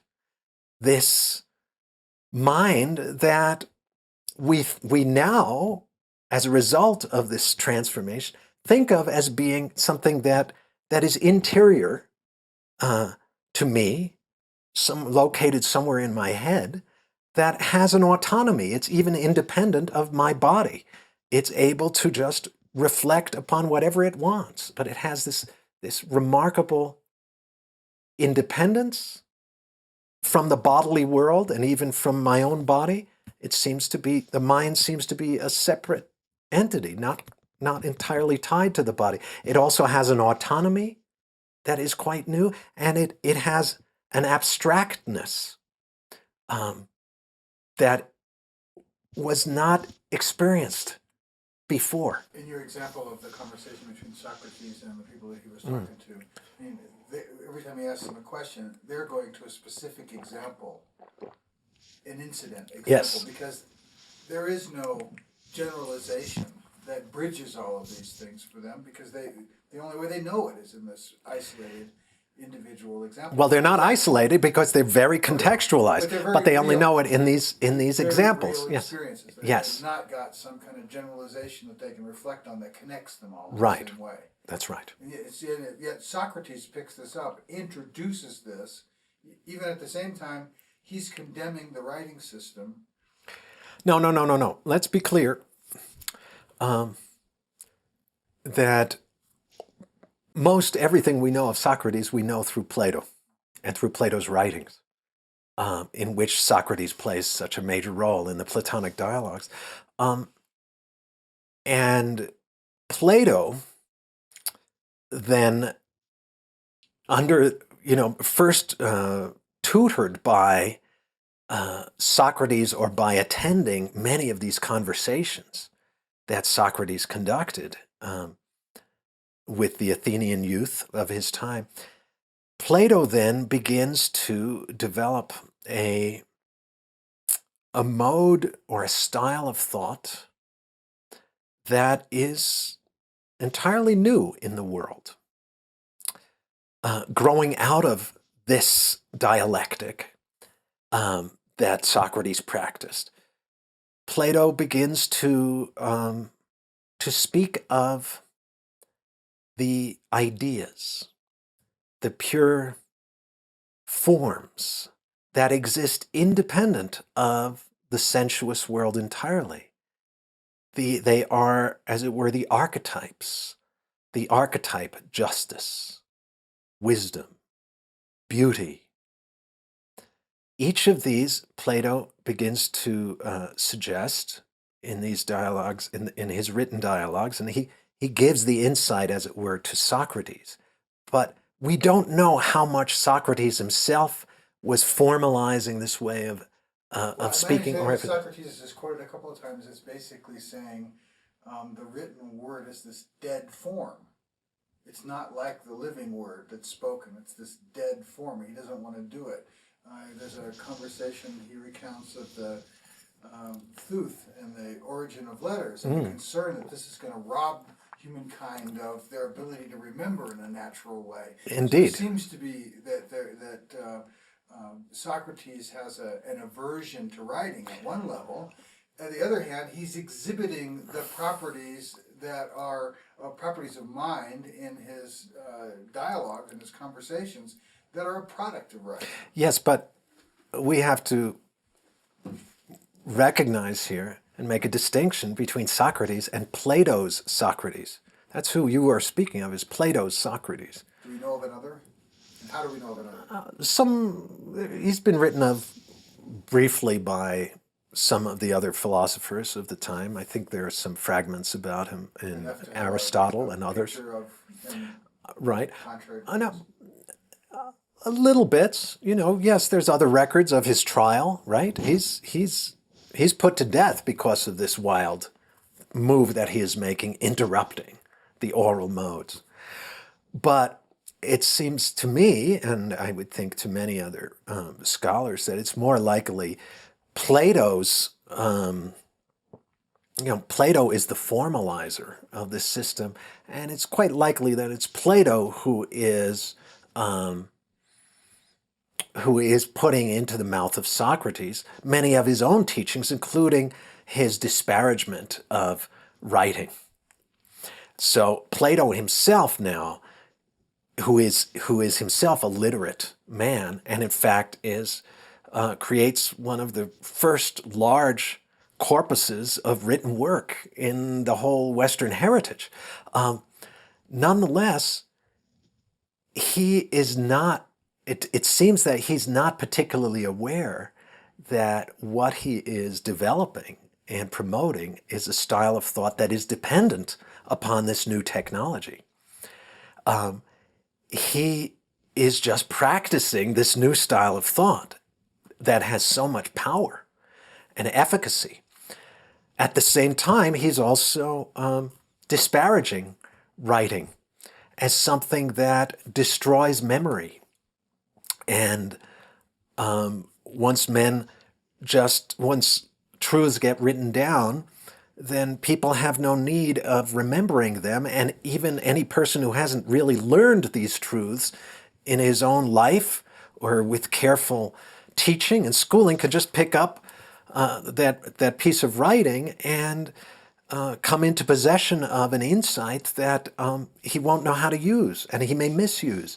So in various ways, Plato criticizes or shows that he is wary of this new technology.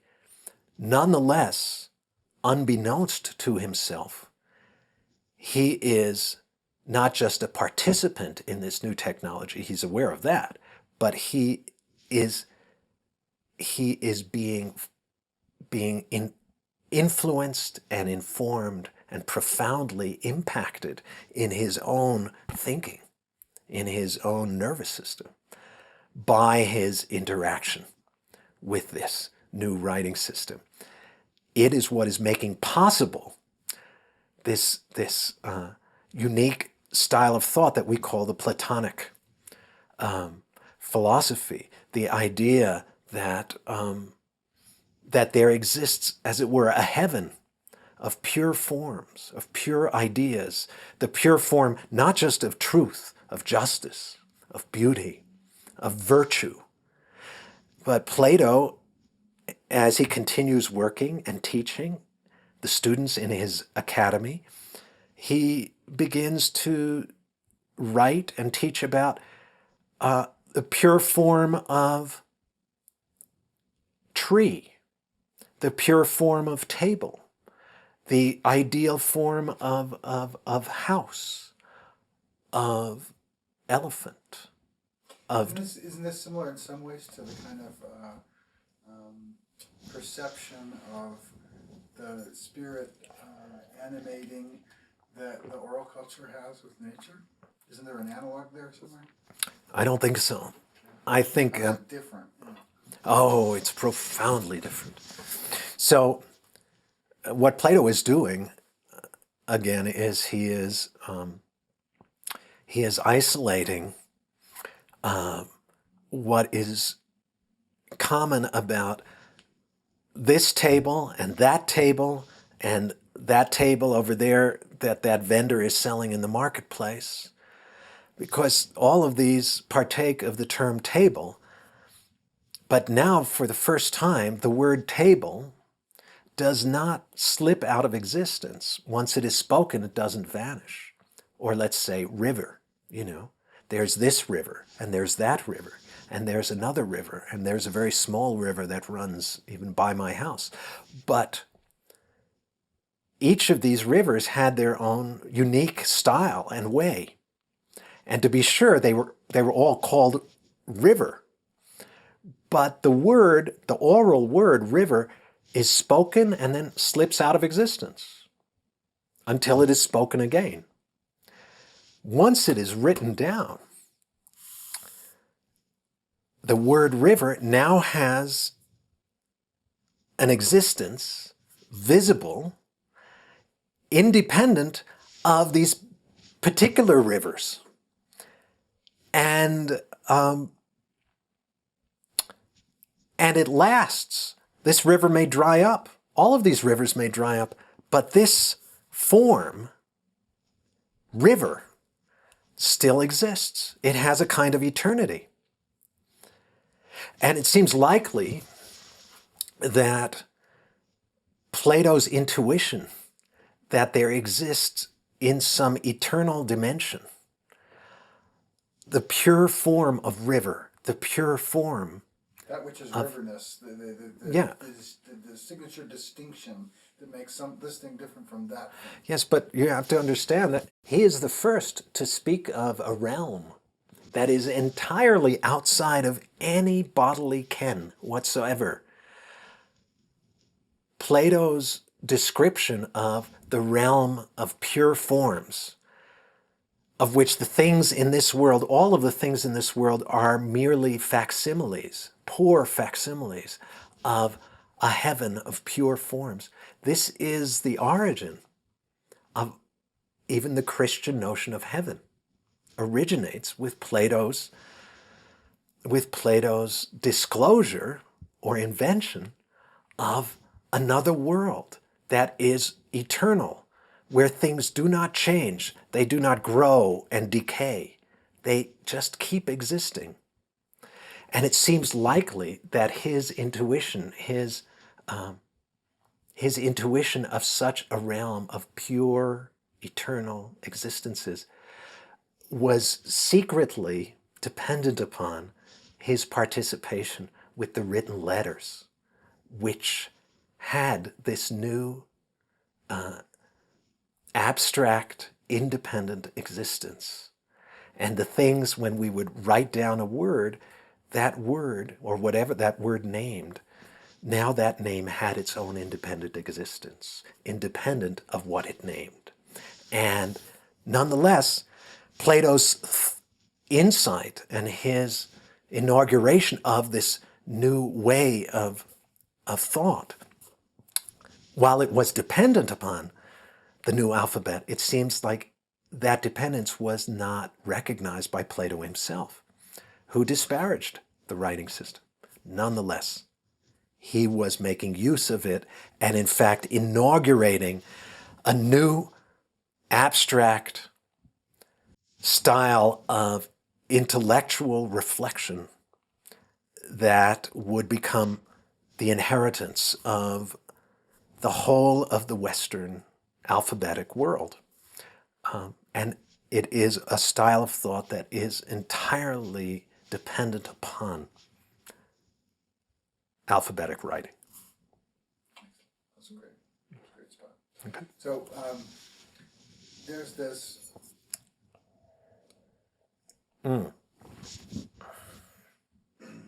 Give me a half sec just to think if there's any little piece in that is very crucial.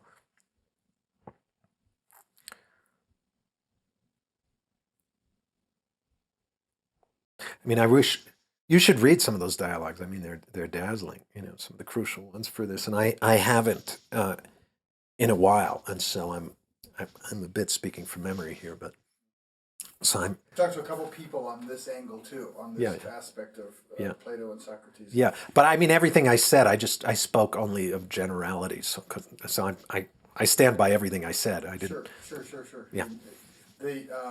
the attribution of what's truly Socrates or what's truly Plato, the representation is that they are unaware of the degree to which they have been profoundly affected by the alphabet on the oral language they're using, whether they're writing or not, and by writing, and that. The thing I'd like to put a fine point on Yes. is the degree to which alphabetic writing leads to generalization. We take generalization for granted, like justice, like truth, like Yes. rightness, like so forth. Right? Yes. It's just part of the way we all think today. Yes. That's a major thing. Yes, but I bet there's better ways to something. I mean, generalization, yes, but it's dicey there because and we don't want to. You don't want to waste time in your series articulating something that's very difficult to articulate because people will say, well, obviously, though, there are generalities, and in the world itself, and someone will say, well, no, not until they're spoken of. Okay, but if they're speaking of, and they're calling this the Tigris River, and they're calling this the Euphrates River, and they're calling this the Black River, and this the White River, they're using the word river for all of those, so obviously there is something that people are recognizing that's general. And that's an important point, because if you're using river, you're recognizing some generality there. So you're right, there is a new experience of the existence of the general. Well, in your conversation, in what we were talking about the conversation that Socrates is having with these people, one of the things he's basically, their minds gravitating because of the more Cori, could you find another pen? His is out of ink. Yours is out of ink. Yeah. Oh, sorry. Sorry. I had one here, but I don't know where my pen went. I just need to take a note now and then. Thanks. Yeah. Mm-hmm. As we said, the people he's talking to are gravitating towards responses which are specific. Mm-hmm. This river. Mm-hmm. Not riverness. He's asking for riverness. Yes. They're saying this river, this river, this river. That is things that are embedded in contexts, right. Storied contexts in the actual world. While the use of the word river implies a certain level of generalization. It does. The very yes. nature of the word. Yes. There's a different level of generalization. Exactly. Socrates is playing, and that difference is what I want to get at. Exactly. And I thought that is what I have been speaking about. I think you have too. I just want to come back and say, is there a way that we can do that that's a little bit crisper? Oh, okay. Okay, sure. Very important. Sure. And there's another little piece that is useful to point out that has to do with the reason why these guys were not aware that the alphabet was working them over in this way, or one of an important factor in that, which has to do with the way that a phonetic writing system, that the alphabet hides itself. The alphabet as a writing system, even as we engage it, it hides itself from us. That is, as soon as we look at the written words on the page, they trade our eyes for our ears. So that we don't see something, we end up hearing something. When we're reading, the experience is of a kind of internal discourse, a hearing, rather than a seeing of something. So the visible letters themselves hide or mask their own existence. They become invisible as we drop through them. And nonetheless, they seem to leave a kind of curious trace. And Plato's ideal forms are, as it were, that phantom trace of the written letters themselves and the written words. But the simple thing I wanted to say is that the alphabet is it is such a marvelous magic.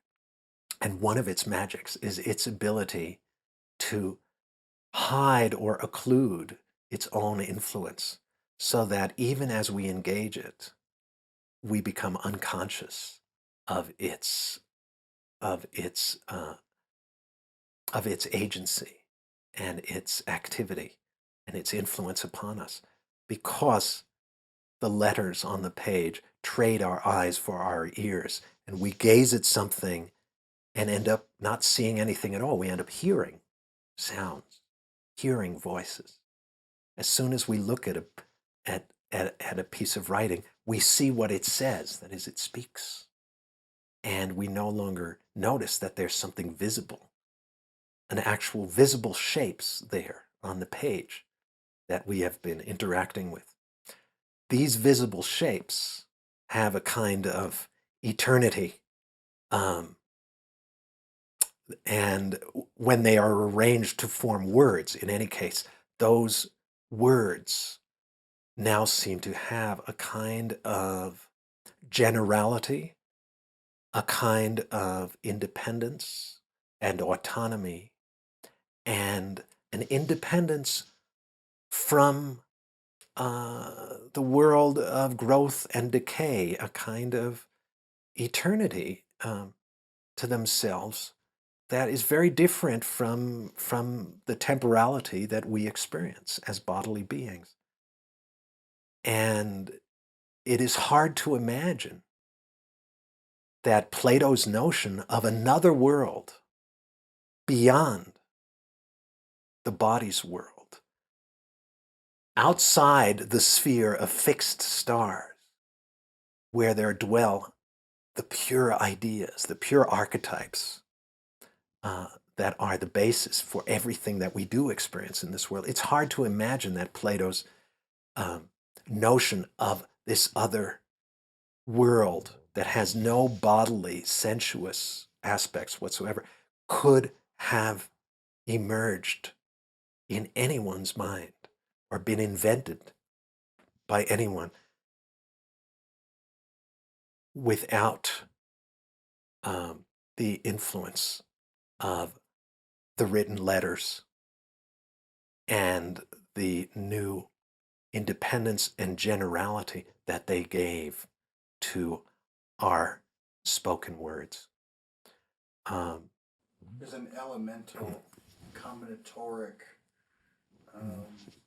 possibility with the way that we can construct with this that seems connected to the discrete Platonic ideals on one level. Yes. And this atomistic nature of the physics and the whole thought process of reducing things to little pieces that we can assemble.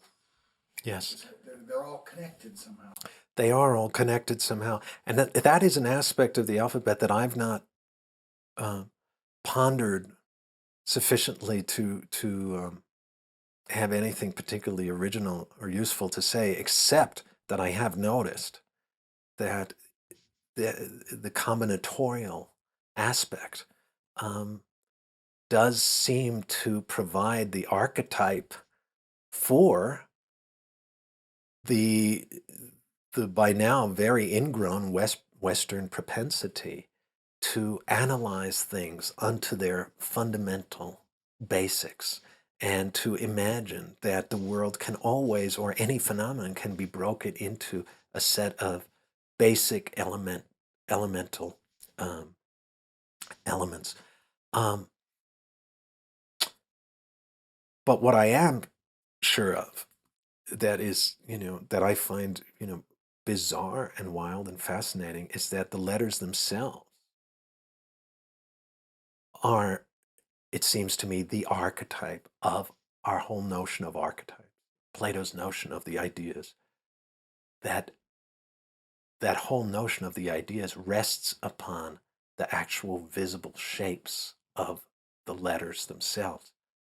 But those letters hide themselves. They mask themselves. So we do not notice them, and very few philosophers have ever imagined or even noticed that the letters on the page themselves have a power. and could even be the origin of the ideas that are so powerful and profound within philosophic thinking. What else do we have that's prior to the alphabet that's anything like it in terms of a limited number of elements out of which we can combine and describe virtually everything? I mean, where else is there anything like that prior to the emergence of the alphabet? That could be a model. I mean, what I'm hearing is that, or what it seems is that the way that we think now of analyzing things down into constituent parts and being able to assemble that whole process,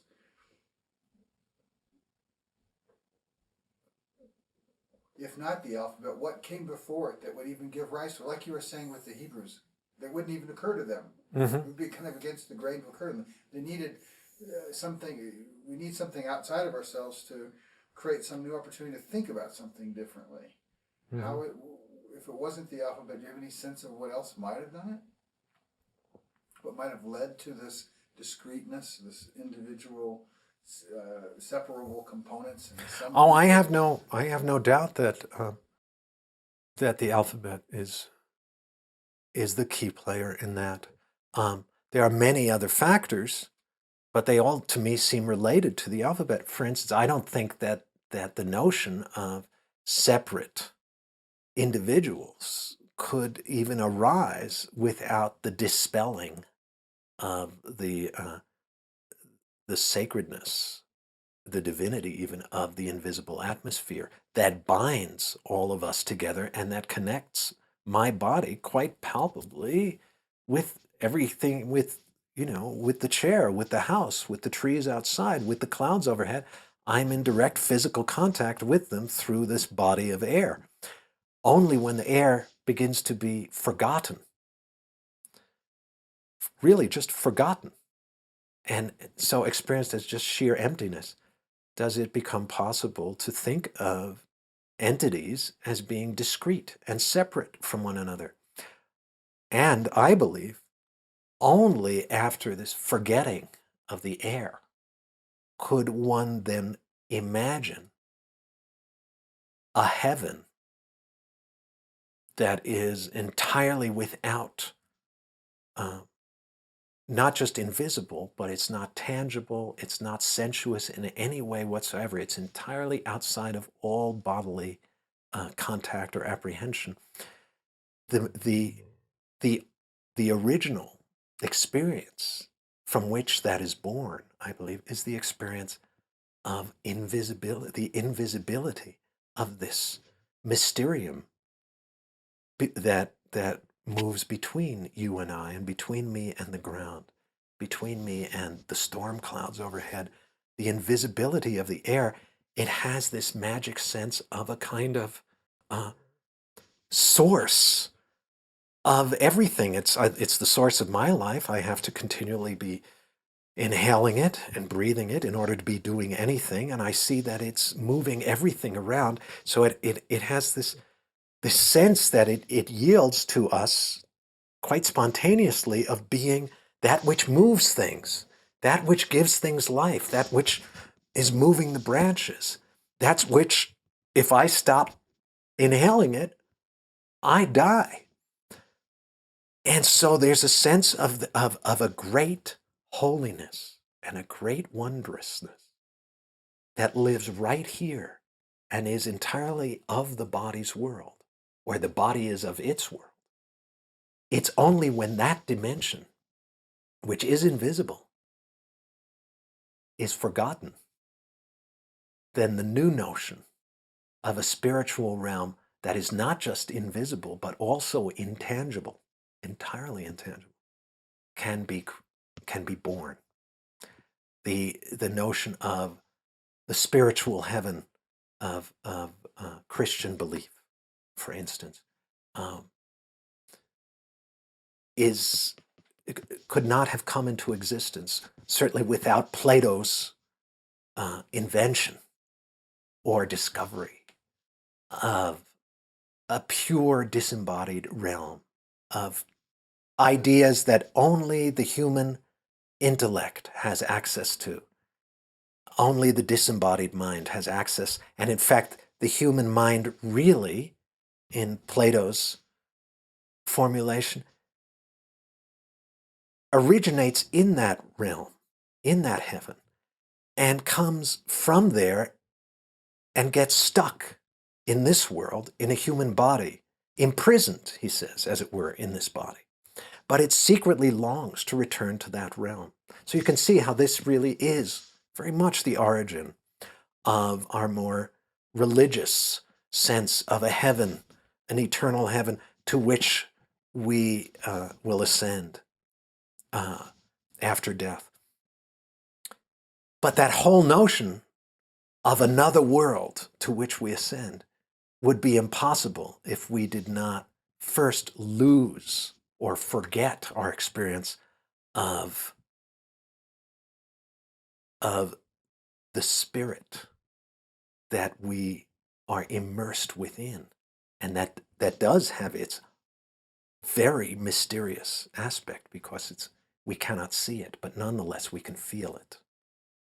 And that is the experience of the spirit, or of spirits, for oral cultures the world over, who often refer to the spirits in their various terms, their various languages, but often, it's something quite like, the spirits. The spirits are gathering, or I feel the spirits speaking to me, or the ancestors. My great-great-grandmother was just speaking to me.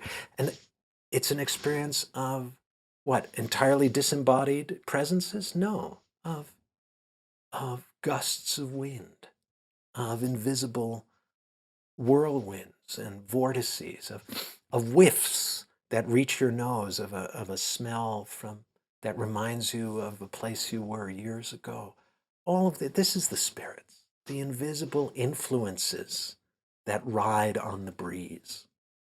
And so the experience of spirit and divinity is much more palpable, bodily, and imminent for all of our indigenous oral ancestors.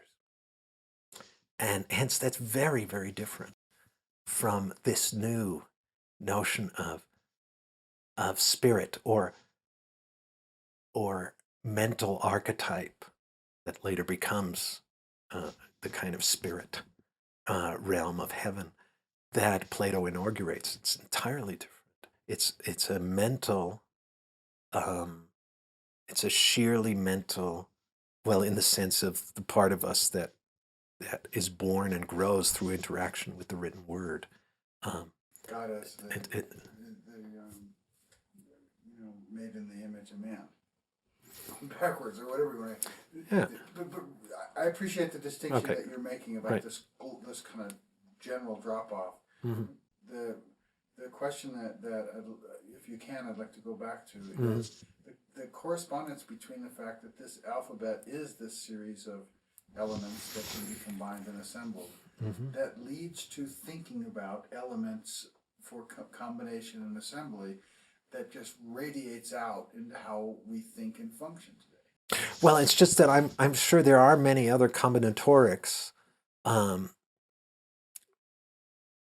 I have not reflected or given enough time to think about that to be able to reflect on a number of other examples and to show that they all derive in some sense from the alphabet. I'm not sure if they do. As Yeah. somebody who has spent a lot of time understanding and thinking about the oral language, what examples, absent written language, Yes. have those qualities to it? For an oral culture. Yeah.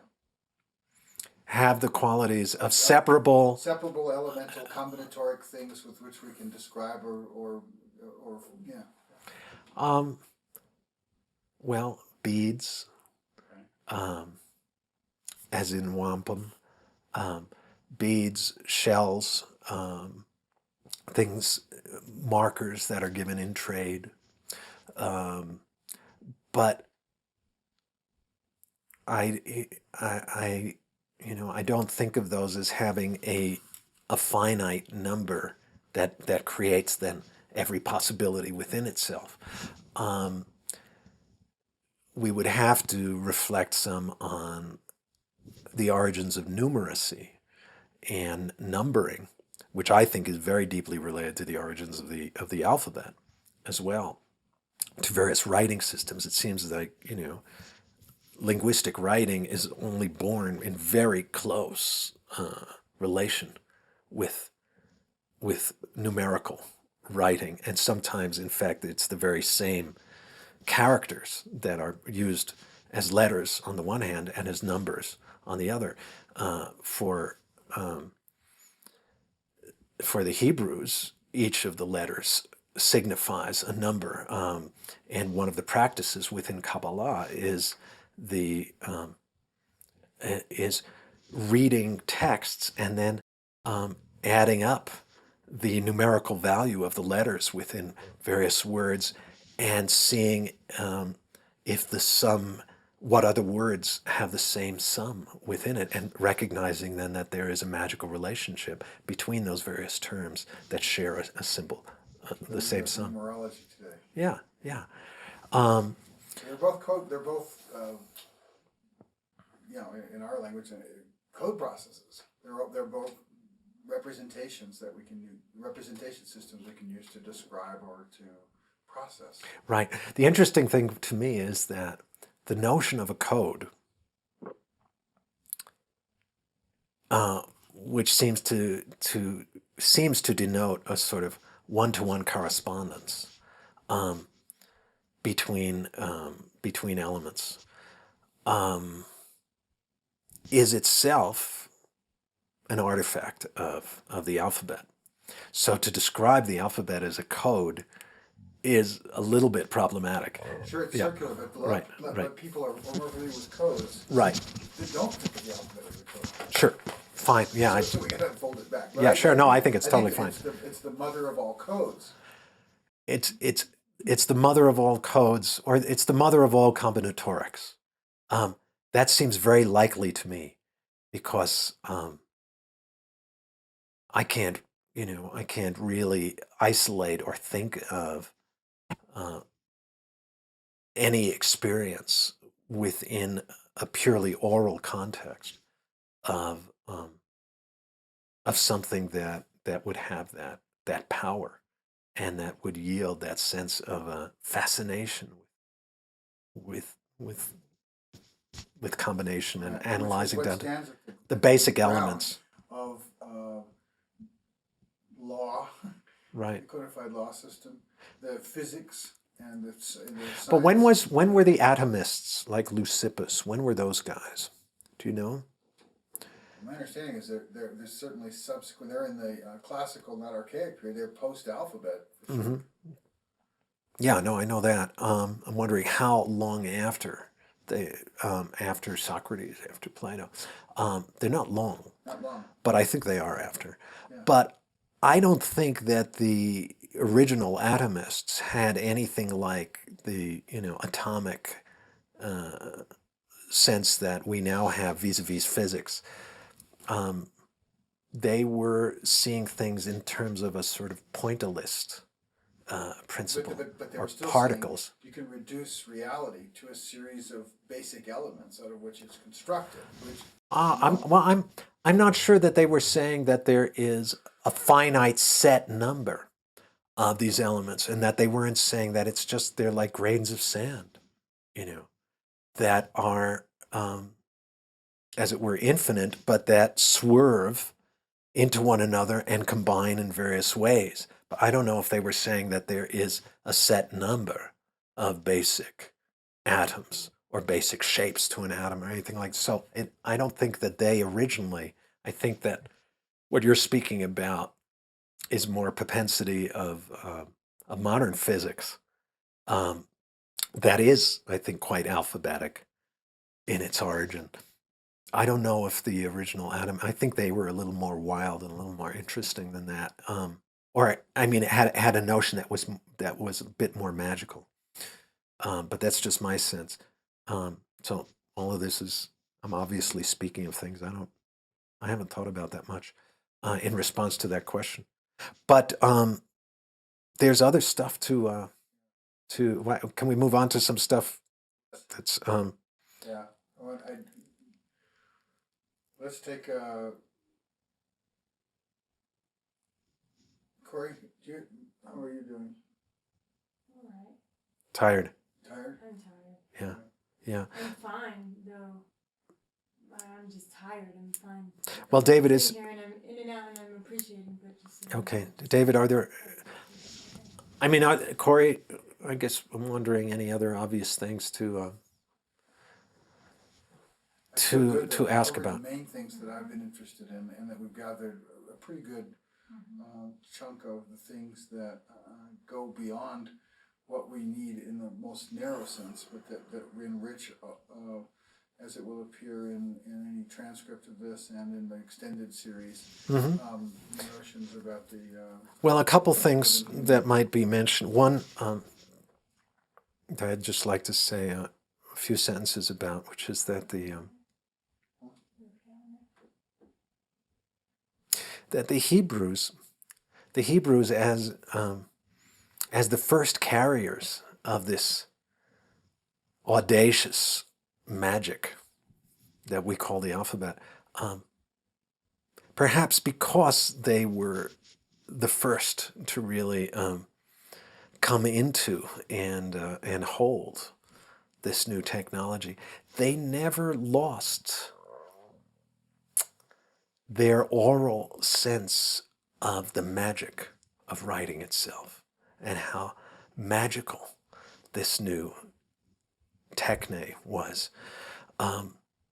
So that the Jewish mystical tradition, which is usually called Kabbalah, within Kabbalah, the letters of the alphabet, or I should say of the Aleph Beit, of the Hebrew writing system, the letters of the Aleph Beit are magical powers, and each letter within the alphabet has its own unique secrets.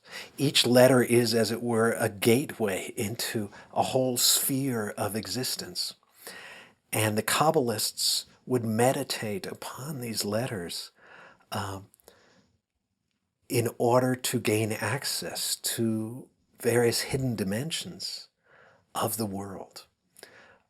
So writing itself retained a kind of aura of magic for this tribal people that were, in a sense, the first progenitors of this new technology.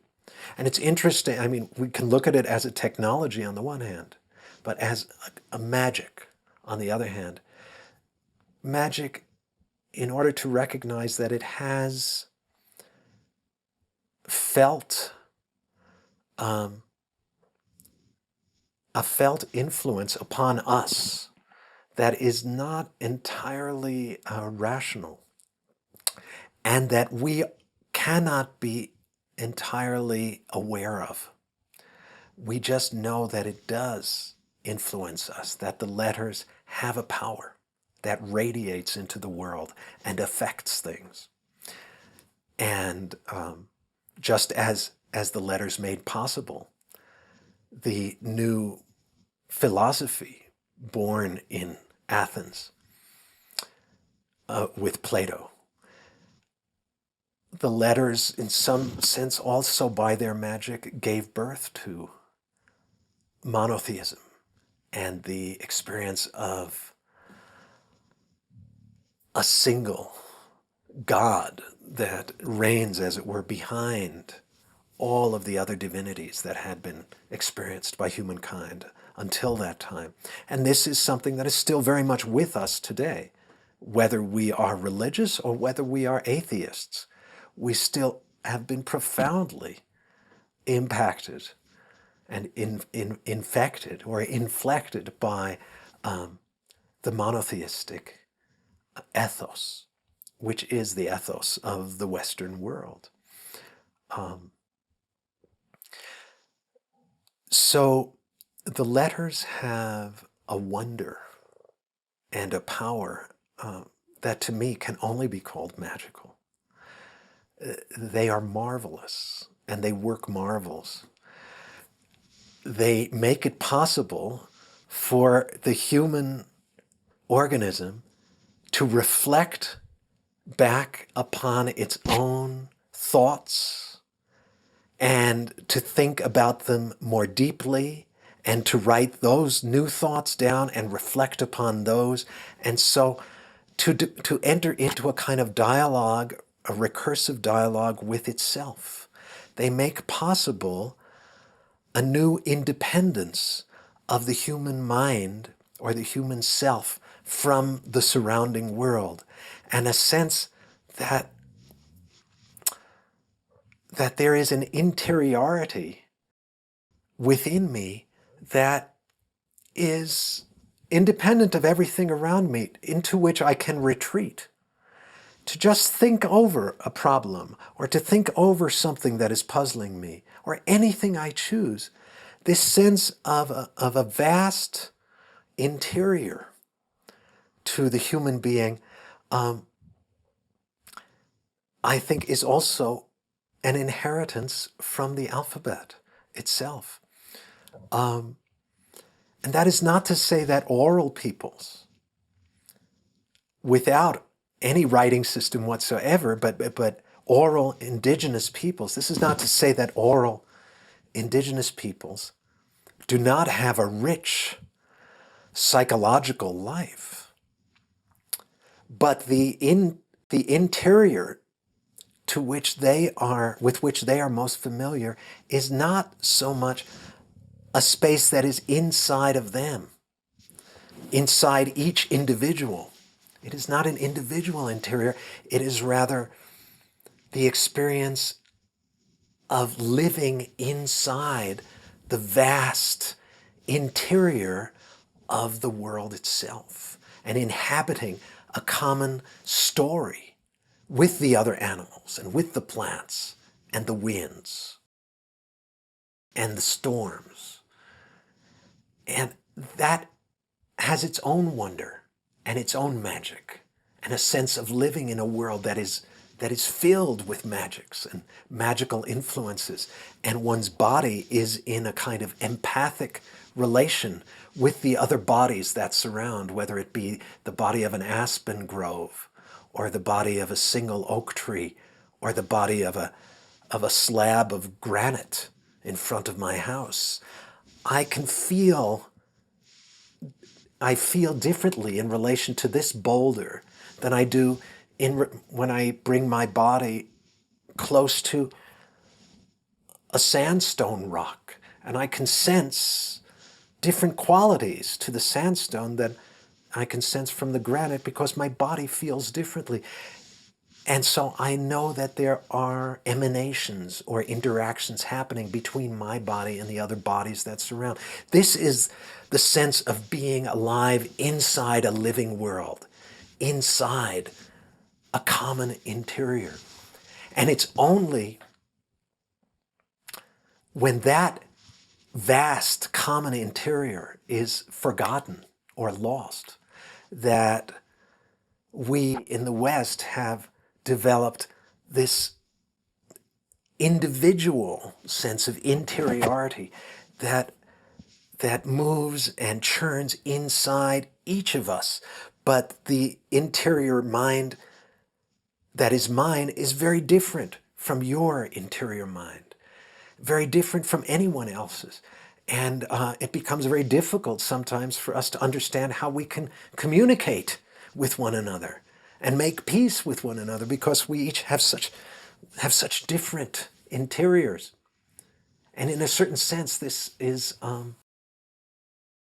not understandable except when thinking about the common interior that was lost. Well, there's more to say about those things, but there's something in there perhaps that can be fine, because I'm realizing that's not just about the alphabet, what I'm just saying. For instance, the loss of the Ptolemaic universe with the Copernican revolution, that's a big transition. And the Copernican revolution is saying that the nested spheres, that was the Ptolemaic universe. Yeah, but that was the latest version of what our indigenous ancestors have always experienced, which is that they live inside a fairly intimate, closed, spherical world. And when that was dispelled by Copernicus, suddenly it's an infinite space, and there was, whoa, everybody was ungrounded. And that, in a sense, is also the birth of the modern interior, because you had to find that interior, it fled inside everybody's skull. But so the alphabet is not the only player there by any means. No. But Right. but it's part of the foundation of the thought process that would lead to the kind of abstract distance Yes. and observations that Copernicus and Galileo and others would make that would do what we're talking about. Exactly. So, but it did enable me to now realize what I feel is, we've not broached that much enough here, and that I'd love to wander into it at least just a little bit more, which has to do with the fate of orality today. I don't know if there's a specific, if you have any specific question in that regard, but We gotta change the tape. okay. So it's yeah, it is one last thing I'd like to Okay. put in my 2 cents I on. honor that. Okay. Spoken language, even if it was pictures or pictorial or rebus, Mm-hmm. have a similar effect in a certain way, except that with the using letters to construct that, we're constructing the cueing of that word to mind in a really different way, which has certain properties about it, both in learning to write it and learning to read it, that affect us, Yes. right? Mm-hmm. You're speaking of non-phonetic, or no, you're speaking of earlier forms. Yeah. Yeah. The pictorial inheritance of those letters, even if they are now being used as rebuses, or even if for the Hebrews, the letters are now being used in a largely phonetic manner, they still carry that sensuous tie, or at least some of them still carry that sensuous link to visible things and beings within the world. And so there's still a sense of the things speaking. Well, this is what I was trying to get at about the way the Hebrew writing system was working, in the sense that when they're reading it, thank you, they're not reading in the same way that the Greeks might read. They're actually able to experience more of this flowing together of these references to nature, to the world, that flow together to suggest a word that's different than assembling a word by these sound bits. Yes. And it's not that they're able to feel that.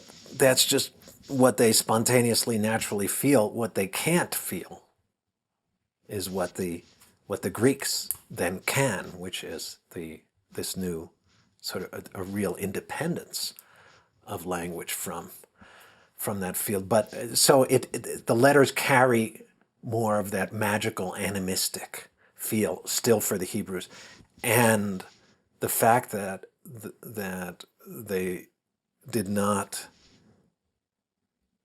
introduce letters for the vowels themselves also is central to their preserving some of the oral animistic feel of things, but they preserved it in relation to the invisible air, the wind, the breath, the ruach. I think that's a really good build. I mean, when we talk about the Greeks, there's Romans, what's his name? I forget his name, that we've got a piece on, referring to the Greeks as some kind of lesser beings because they didn't think about the value of punctuation, right? That they just ran it all together. Like that was a cruder mind that did that.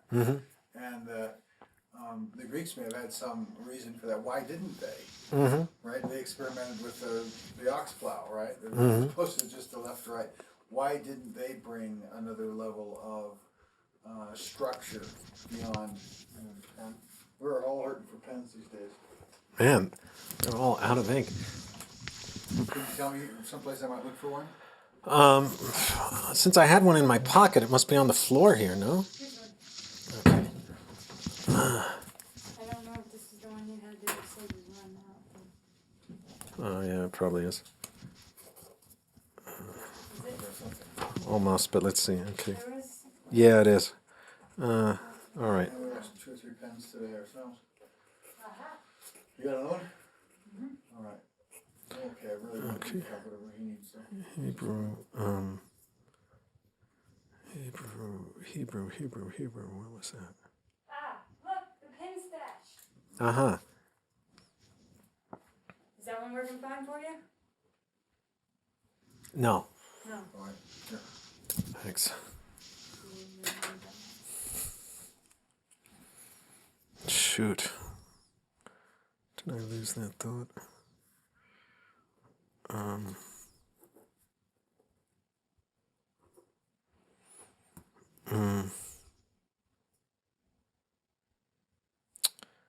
Oh, yeah.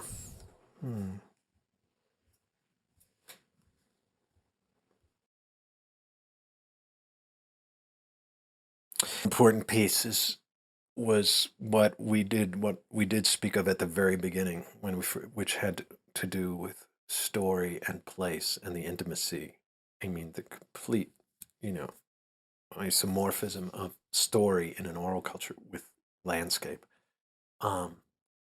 It's really important in understanding also the. Carrier wave. Is this rolling, by the way? It Yeah. is rolling. Okay. Carrier wave. The story is the book. Mm-hmm. The structure of it is carrying all of the information. Yes. Well, so that we can understand. There's been this big question always. How is it, for instance, that the Jews, this small tribal group, has managed to continue to exist century after century while in almost continual exile from its ancestral homeland, while so many other tribal groups fell by the wayside, at least once they were forced out of the lands that were that they had dwelled in and that their ancestral stories all lived within. And it's important to understand that for the Hebrews, writing and the writing down of their oral stories was not just a convenience.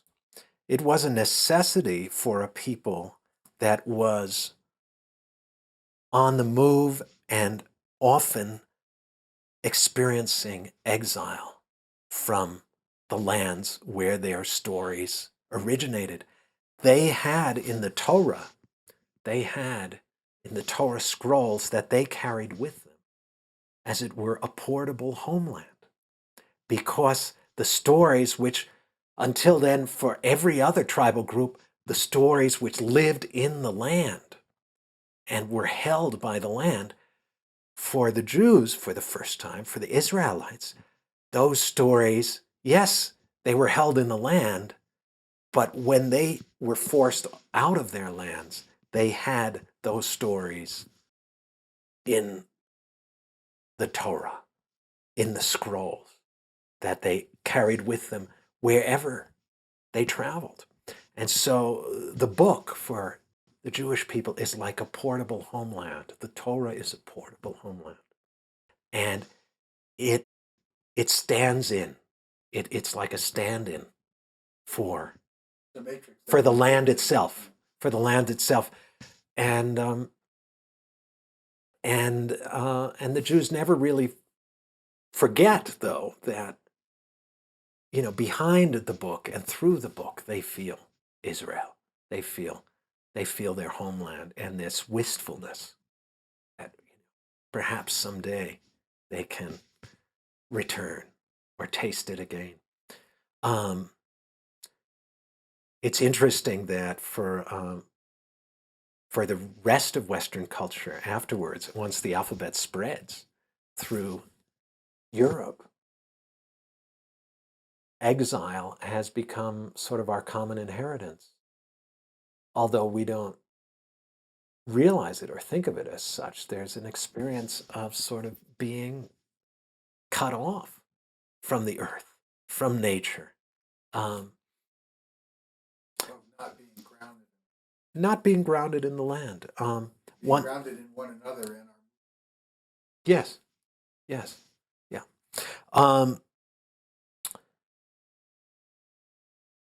Couple other pieces. The one other small one is just to say, to underscore again what I think I did say, or at least allude to when we first started taping, which is that the letters themselves, I think even still today, have for all of us a kind of magical quality, in the sense that, if I were to hold up a bit of writing on a piece of paper and just flash it to you for a split second and ask you to look at it, but don't look at them as letters. Just see them as shapes on the white surface or the brown surface. So if I were to do that like this, but don't see what it says. Just see it as shapes on the surface. There. Okay, were you able to do that? Were you able to not see what it said? It's well nigh impossible for us once we become literate. As soon as we look at the letters, we see what they say. That is, they speak to us. like And those of us that are on the other side of transparency, right? There's more than half of us that don't. but what I understood. The simple point I wanted to make was that, as we say in this phrase, we see what it says. As soon as we look at it, we see what it says. That is, it says something to us. It speaks to us. This is not different from an indigenous person focusing her eyes on a leaf fluttering in the wind and suddenly being spoken to by the tree and entering into conversation with the tree. It is a very concentrated form of animism that we now practice with our own written signs, to make them speak to us with such intensity. And it does take a lot of concentration to learn this practice of reading. But once one is inside of it, it is a kind of magic, a kind of animism, a very concentrated form of animism that is so intense that it has effectively eclipsed all of the other forms of participation in which we once engaged with every aspect of the sensuous surroundings. We did speak of this before, I now realize it, but that's really important to me anyway. I like what you did. Yeah, okay. We've been experimenting with, drawing people into just how fast the mind's functioning when it's reading. Just but by how many milliseconds you can strobe a letter before it's picked up, or a word like that. It's amazing how fast. Reading that much faster and getting it than you can say it. Because we're getting it. It's all at once pop. Yep. So the final thing that I wanted to make sure came in is to speak about the child a bit.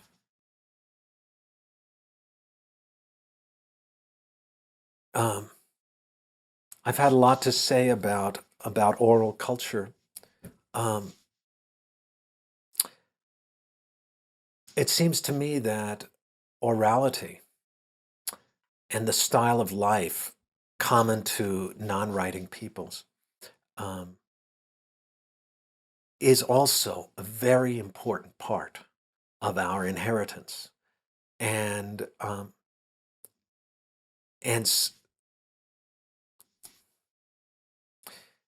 that the mode and style of discourse common to orality, that is oral storytelling, as well as prayer, not in the sense of praying to a transcendent divinity, but prayer just in the very specific, simple sense of talking to the world instead of talking about the world, but knowing that the world itself speaks. And so listening for its replies, speaking to it, replying to the speech of the things. Such aspects that are common to oral cultures, such ways of speaking, are also necessary for our health and wholeness. There is a style of experience that is somewhat animistic, that feels and intuits the world as alive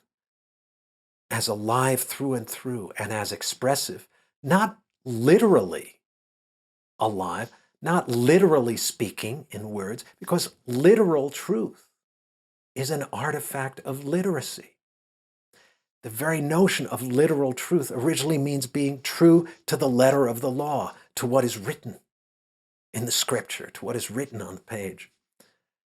But when we speak of orality, we're speaking of an experience of the world that is prior to the splitting of the literal from the metaphoric, or the literal from the figurative. Prior to that splitting, when one really is speaking of the actual world, the palpable world, but it is not literal. It is not a world of facts. It is a world that is, it's not just metaphoric, it's metamorphic. Everything, each thing is crouched in readiness to become something else. It's a shape-shifting field, and it is a world that one can speak of and speak to only poetically. And that love of poetry and playful speech that children spontaneously engage in is also necessary for any human to learn and participate with before she becomes literate. The child, it seems to me, the child who, it seems to me that in order for a child to negotiate the art of reading, to learn to read well and be able to function easily within the literate context of the world, in order to become literate, one must first be oral. One must first have the experience of language as a palpable field that one inhabits with one's sensing animal body. And it's an imagination that is not carried inside of one's own head, but an imagination that belongs to the land itself, inside of which you live and run and jump and play along with the other animals and with your friends. A sense of the imagination that is the world's. This is the realm of oral language and oral discourse and storytelling. And so I think that it is important today, it's very important, that we begin telling stories to our children much more regularly, rather than trying to bring them into the written word as swiftly as possible sometimes as soon as they're able to walk, not to even speak of plugging them into the computer and synapsing them to the screen of the terminal. But before the computer, before even the written word on the page, that the child experiences a world of stories that he or she grows into because his parents, his uncles and aunts, his parents' friends are tugging him outside and improvising stories about how the river feels each season when the salmon return to its waters, or just what goes on inside that forest edge every full moon. Stories that live in the land and that are not written down, but that we engage in with our bodies. Kids need to feel themselves being told stories, not just read stories by a parent who has her eyes glued to a book. Put the books down and also tell stories to your kids and improvise stories with your children. This is essential to a child coming into her body and coming into language with her whole body first. Then she can begin to manipulate the symbols on a page and engage in this new symbolic layer of language more fruitfully and more fully, because it is felt as a transformation of that deeper bodily layer of language that she already shares with the living landscape. As an ecologist, as a cultural ecologist, I believe that the rejuvenation of oral culture is an ecological imperative, because I do not think that we can find modes of culture that are appropriately responsive to the needs of our particular landscapes, our particular ecosystems where we live, without rejuvenating the layer of language that by its very nature is local and holds people in a felt bodily relation to the living land that they inhabit. So I really think it's important to start telling stories again, face to face, gathering people together for festivals and holding community celebrations to honor the migration of a particular species that's moving through our locale just at this time of the year. The cranes are flying by overhead, having crane dances and people celebrating. Here in Santa Fe, we have a holiday called All Species Day, when the whole town dresses up as various animals and plants of the locale, of the local ecosystem, and parades through the streets. And then we have giant puppet pageantry on that day, and the kids prepare in their schools for a couple months in advance, making the masks and the costumes and studying in their social studies classes about the influence of particular animals on human culture. This is how one begins to rejuvenate a layer of culture that has been forgotten and left out of account for too long in the alphabetized West. Oral culture, oral language. And finally, I want to say this, that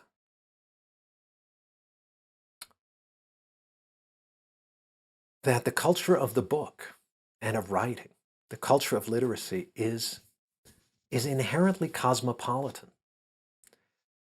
It makes possible the rich cosmopolitan buzz of our cities, that delicious dazzlement of Manhattan or Chicago, where stories come and intersect with one another from cultures all around the world, and one experiences tastes and foods, but also styles of thinking that originate in many different places, and they all mingle and jive and dance with one another in the cities. That rich cosmopolitan thing that is so integral to contemporary civilization and one of the great fruits of our culture, that is made possible by writing and by literacy. the culture of the internet, of computer literacy, it's not really cosmopolitan. I would say the culture of the computer and of the internet is inherently global and globalizing. It is what has made possible this very rapid globalization of the economy through the instantaneous, transfer of economic bits of money hither and yon.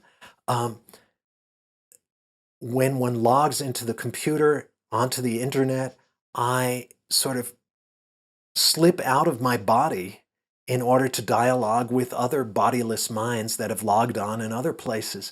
It's even more disembodied than the text and the alphabet.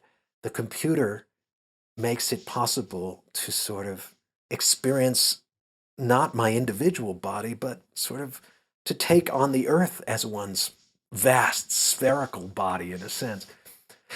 So what the simple thing I'm trying to say is that if writing is inherently cosmopolitan, if literacy is inherently cosmopolitan, and the internet and computer literacy is inherently globalizing, global, oral culture, the culture of face-to-face storytelling, is inherently local. It is the culture of stories we tell in this place, and because they're not written down, those stories are not carried elsewhere. They're the stories that live in this land.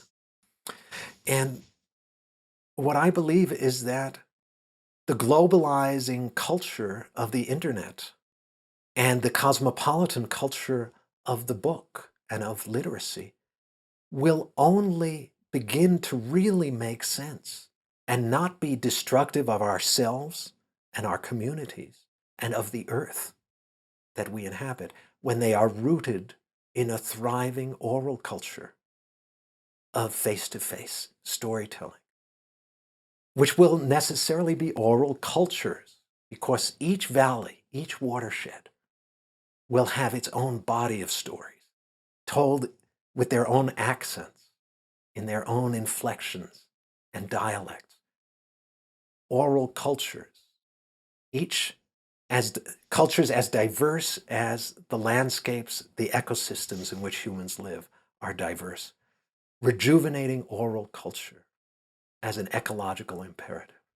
Of course, oral culture is the root and the soil in which alphabetic literacy is grounded, and in which also then the internet and computer literacy is grounded. And they both, the culture of writing, the culture of the internet, secretly are still drawing from that deep source.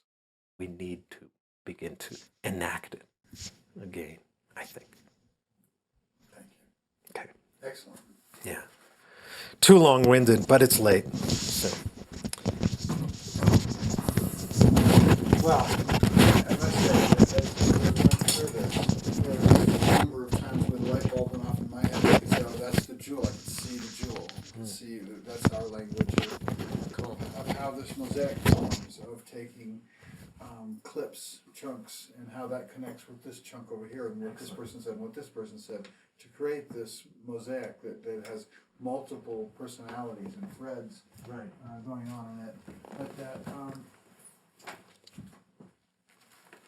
yeah, I mean, there was just a lot of really beautiful pieces. I'm really grateful. Okay, cool.